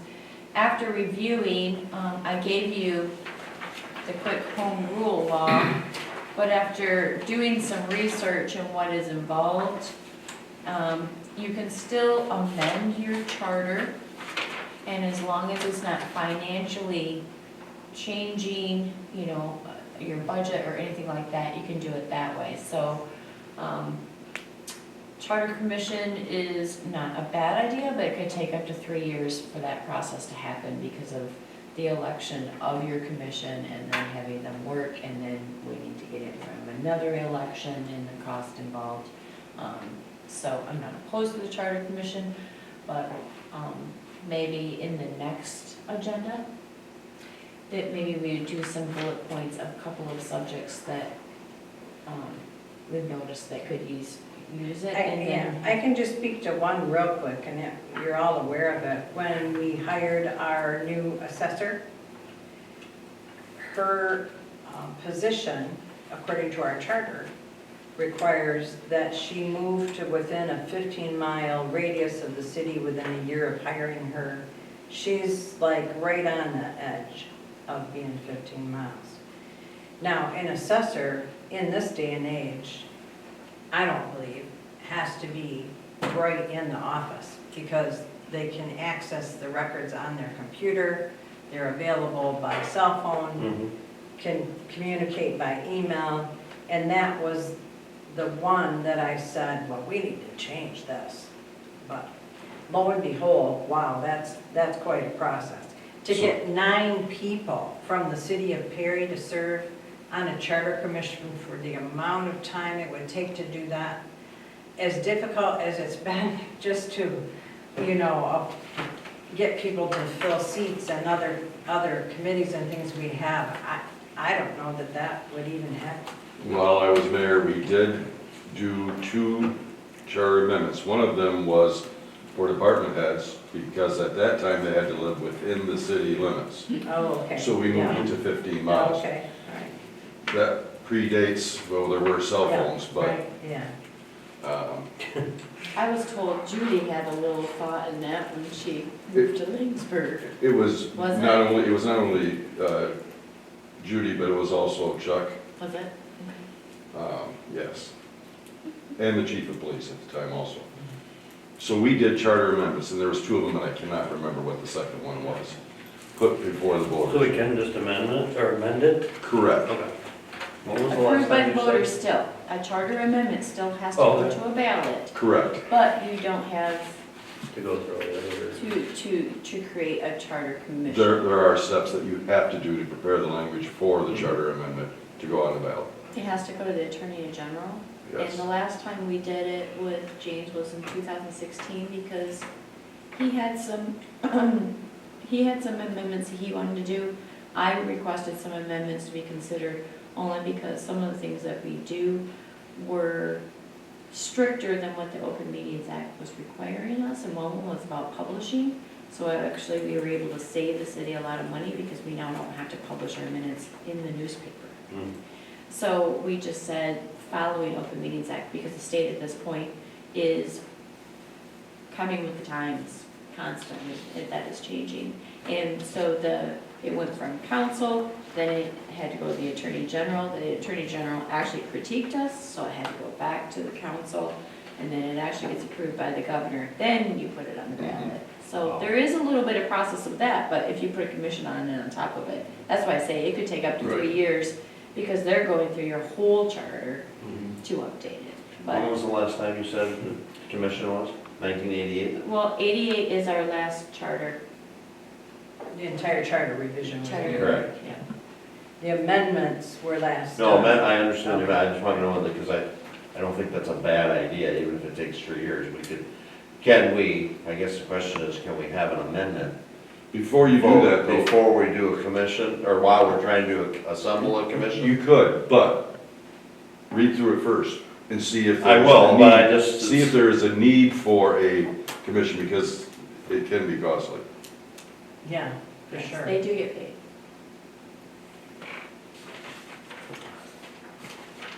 I just- 1988, that's how many years ago? It's a while ago. And that's why it's most of the times easier to do amendments. But how do we address, or how do we quantify or qualify what needs to be amended? If it's somebody go through it and say, oh, we should amend A, B, C, D, or, The state tells you. As it comes up. The state tells you home rule what you can and can't do, so okay, so I'll they would be read comparing and looking at that, and then again, they're gonna, the same process, it goes Attorney General. Attorney General will go, nope, can't do that. And they did that to us on some of the wording at our last. So it's a combination of, look at what you can't just change our charter to what we want it to be. They'll go by the state home Mhm. city rules. Just because you want to do it, don't mean you can. Yeah, no, that They do wasn't it that my way. Does that question make sense? per se. Oh, It was okay. just, things in 1988 are the same in 2021, surely 22. So Well, I think it's- if you read through the charter, it's not that long, Right. you'll see, like the 15-mile radius thing, Yeah, might I be remember. something we'd want to visit When in you said particular that, with that I position. remember that, I had Yeah. the same thought you did, Yeah, really? yeah. So you gotta move Yeah. 5 miles? I actually did my vicinity when I bought a house. This is where I could look for a house. So reading through the charter, let's do that, each of us, and maybe just make yourselves copies out of it and highlight what you would like to see changed, and then we can decide if it's an amendment thing, or if we do truly need to redo the charter. At least read the charter, you don't have to go through all the ordinances and stuff. I have it. And we'll put that on then for the next agenda with discussion to come from council members. Any other discussion at this point concerning that topic? Okay. I am happy to announce that we have an appointment. We had an open seat on the planning commission due to Carol Sanford's passing. And again, our condolences to the family and her appreciation for her many, many years of service on the planning commission. She was on that for 20 years at least. Yeah. Long I was time. on it for 23 and she was on it when I started. So it's maybe 30 or more even. But Steve Wallace has agreed to serve in that open seat, and we really do appreciate that. So with council's approval, I will appoint Steve Wallace of 431 Northeast to the Planning Commission for a term to expire January 2023. I move to approve the mayor's appointment of Steve Wallace to the planning commission for a term expiring January 2023. Second. So we've got a motion by Larry, seconded by Mindy, to approve that appointment. All those in favor signify by saying aye. Aye. And those opposed, nay. Motion passes. Thank you. Thank you again. Thank you. And now we move to any other business that may come before council, and we need to talk about the resignation that we heard earlier from Devin, from Mike Tobias.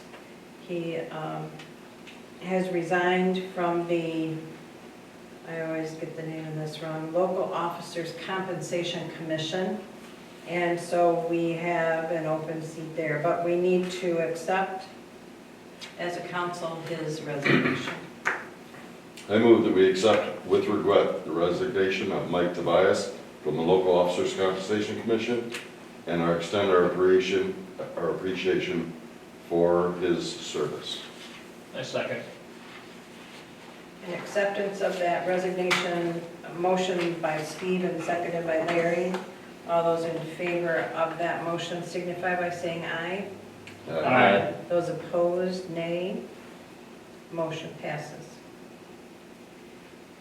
I would like to appoint Mary Plowman to fill in that position.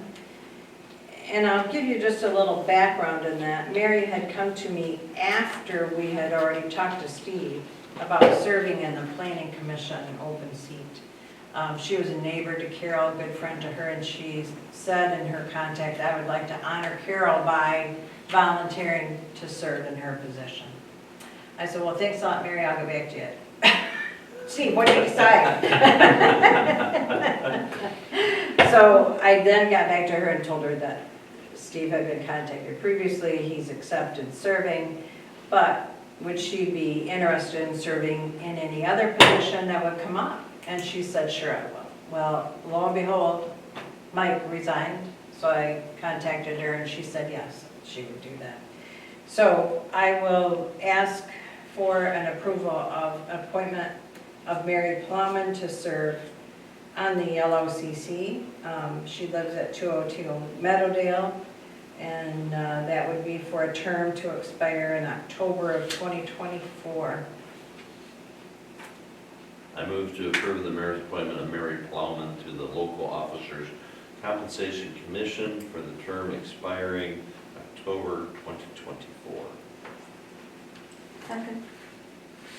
We have a motion by Bob, a second from Mindy. All those in favor of that motion regarding Mary Plowman's appointment, please signify by saying aye. Aye. Those opposed, nay. Motion passes. Isn't Mike Tobias on the library? He is, but he can continue to serve on that. He's just moving outside the city limits. Oh. So that doesn't allow him to continue to serve on that, but he can still serve on the library board. I made sure he was still planning to do that, so yes, he is. Council discussions and observations. Another item I'd like to bring up under other business, if I could. Yes. And this springs back to my comments that I made during the Finance and Ordinance Committee report, where we're talking about the city charter amendment proposal that's on the November 2nd ballot. The committee agreed that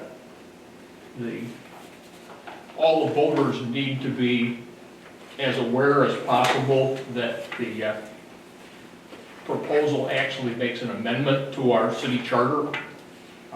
And they need to have as informed a decision at the time that they go to the ballot and cast their ballot as possible. The committee does not in any way, shape, or form want to influence anyone's decision for or against the proposal.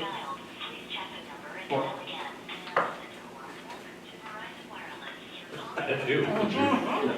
You hit that other thing. Somebody. Okay, or no, I'm sorry. But that we felt that there's anything that we as a committee or a council might consider doing to share the broader perspective of what's included in the proposed ballot decision that folks will be making, because it really does have a significant impact to our charter. We were just talking about charter amendments. This, in fact, would be a vote by the people to change the city's charter and impact the way we run our government and our city departments. So I just tossed it out. The committee would like to toss it out for some discussion in terms of what, if anything, we can do. Once again, not biasing voters' decision, but try to make get our residents as informed as possible as they make their own personal decision. Absolutely. And that came to the ordinance committee because we would have to be doing some hard and fast work to comply with the requirements. I'm going to hand this out to you, and I'll ask you just to read that to yourself. It also includes a copy of the initiative petition that is being asked to be voted on.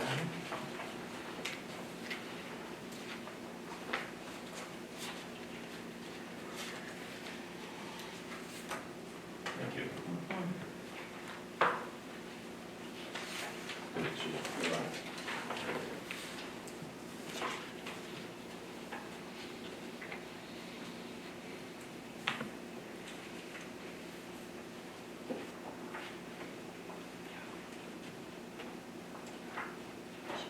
It's an extra.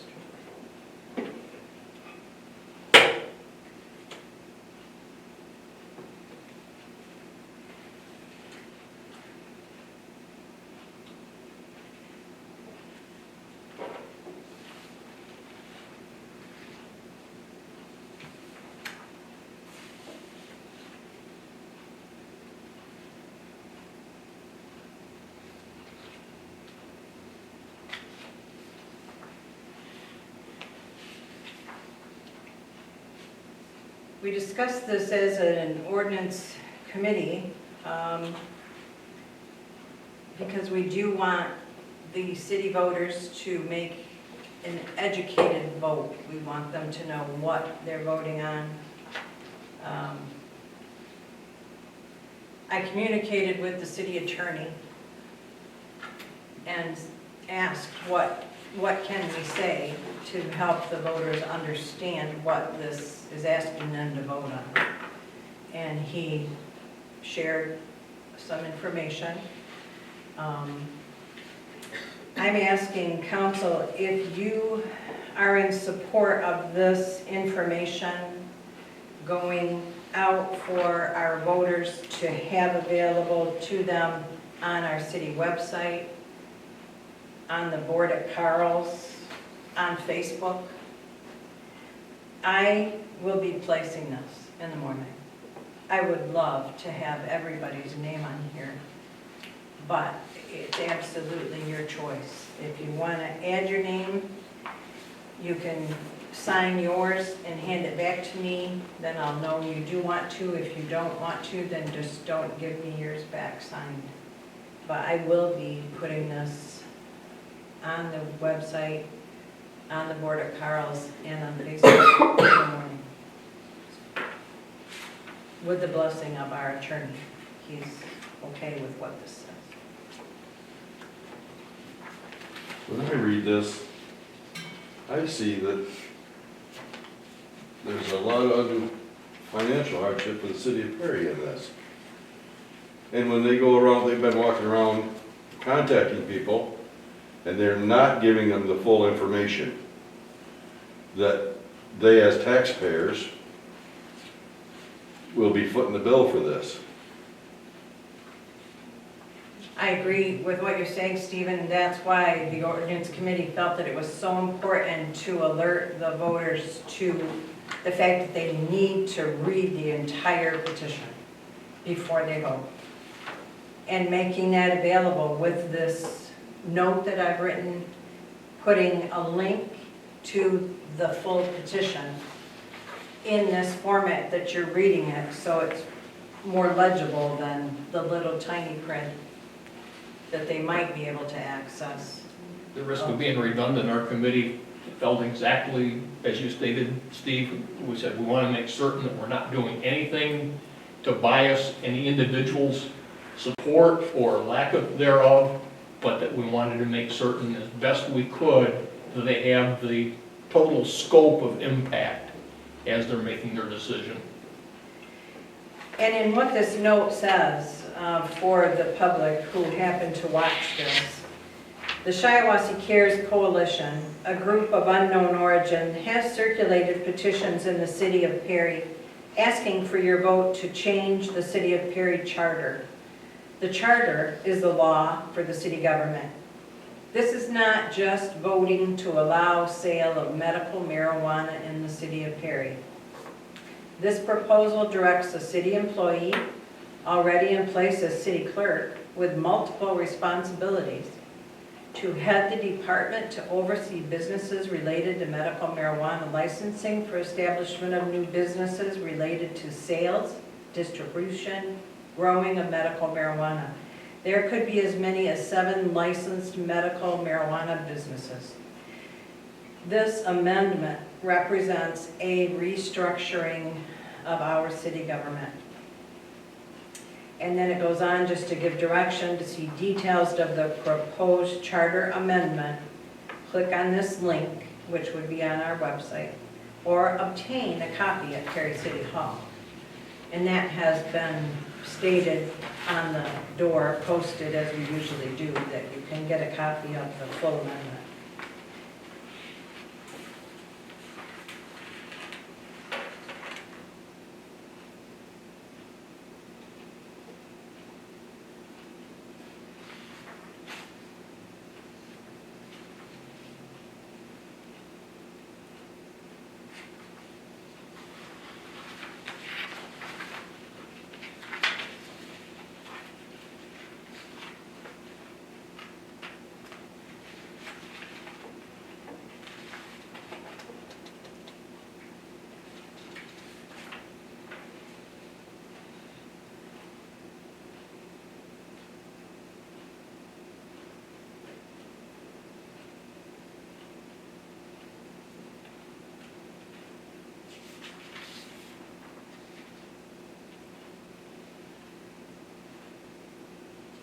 I read that city of Flint, their meeting started at 4 o'clock in the afternoon. And I read it to me. Oh my gosh, really? And the article was the administration says they will not go past 9 o'clock. They will not move the meeting. I know everybody's reading this. I can't even imagine having a consequence of 18 hours. Stairs? You better not.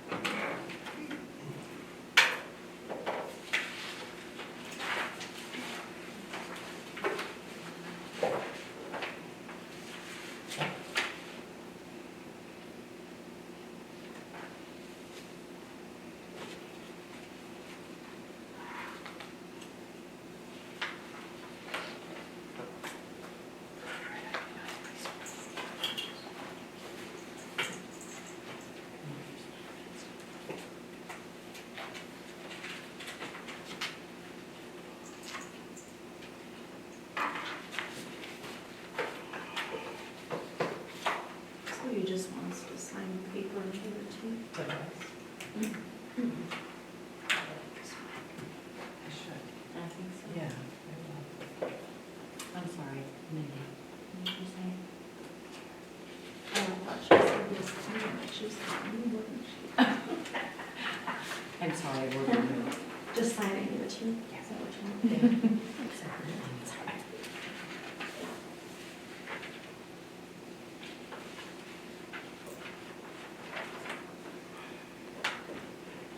we'll let Bob continue to read, but I'll just ask if there's any items for our next agenda. I do have a note regarding the MML liability and property pool, and to review the charter for bullet points to amend or discuss whether we need to do an actual charter commission.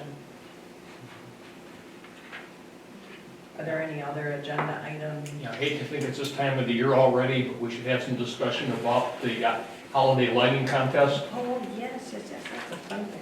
It's on my list, Larry. Pardon? So it's on my list. Oh, sorry. You're fine. The auditors. The auditors? Yep, remember, we had asked your permission to go another meeting. Yep. Oh, yeah. Okay. Okay.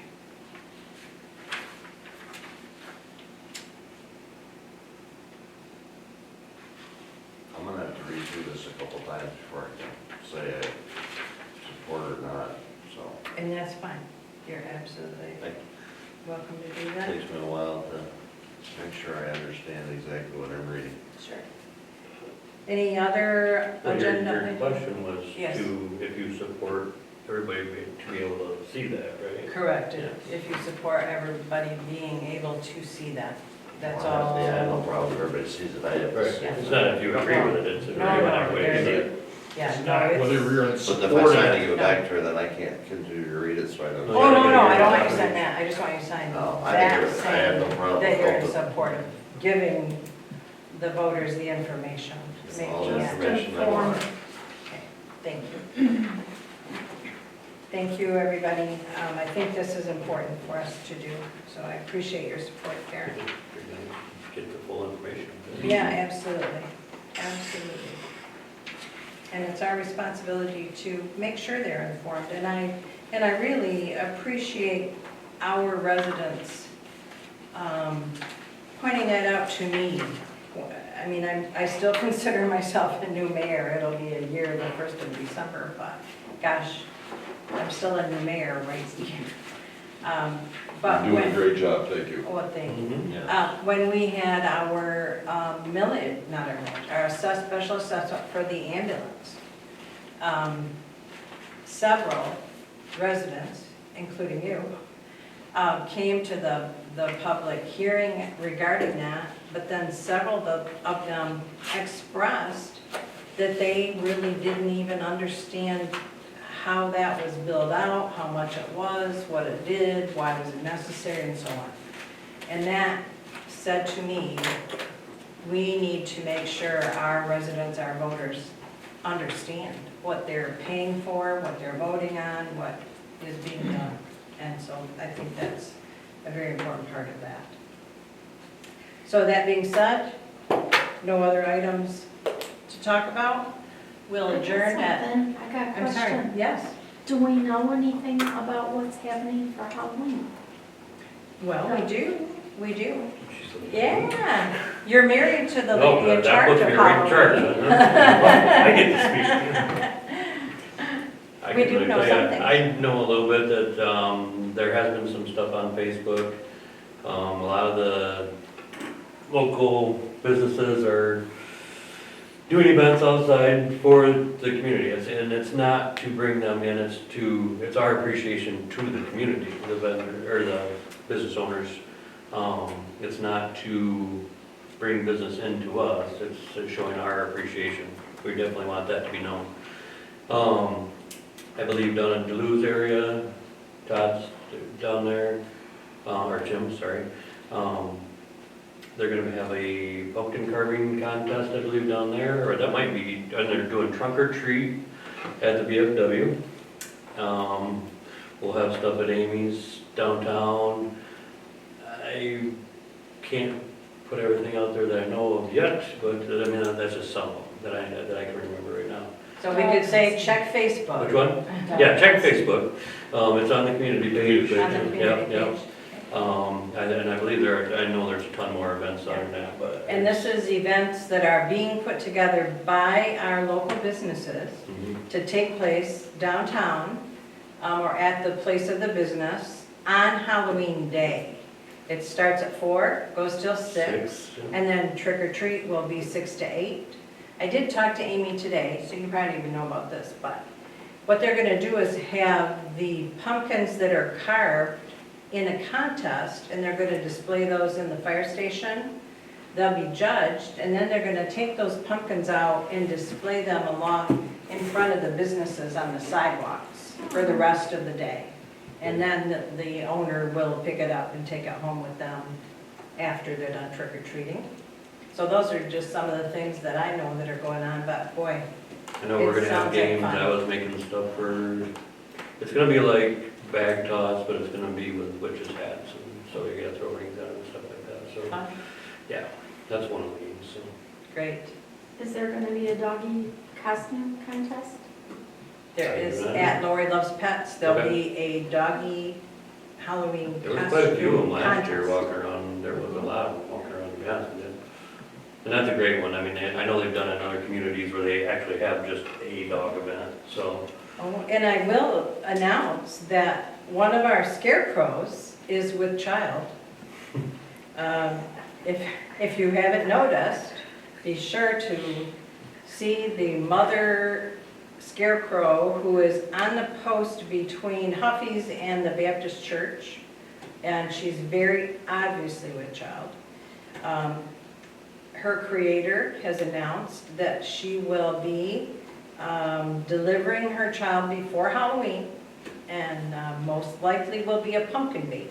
So watch for that. Does that answer your question? We'll adjourn now at 9:09. Thank you all.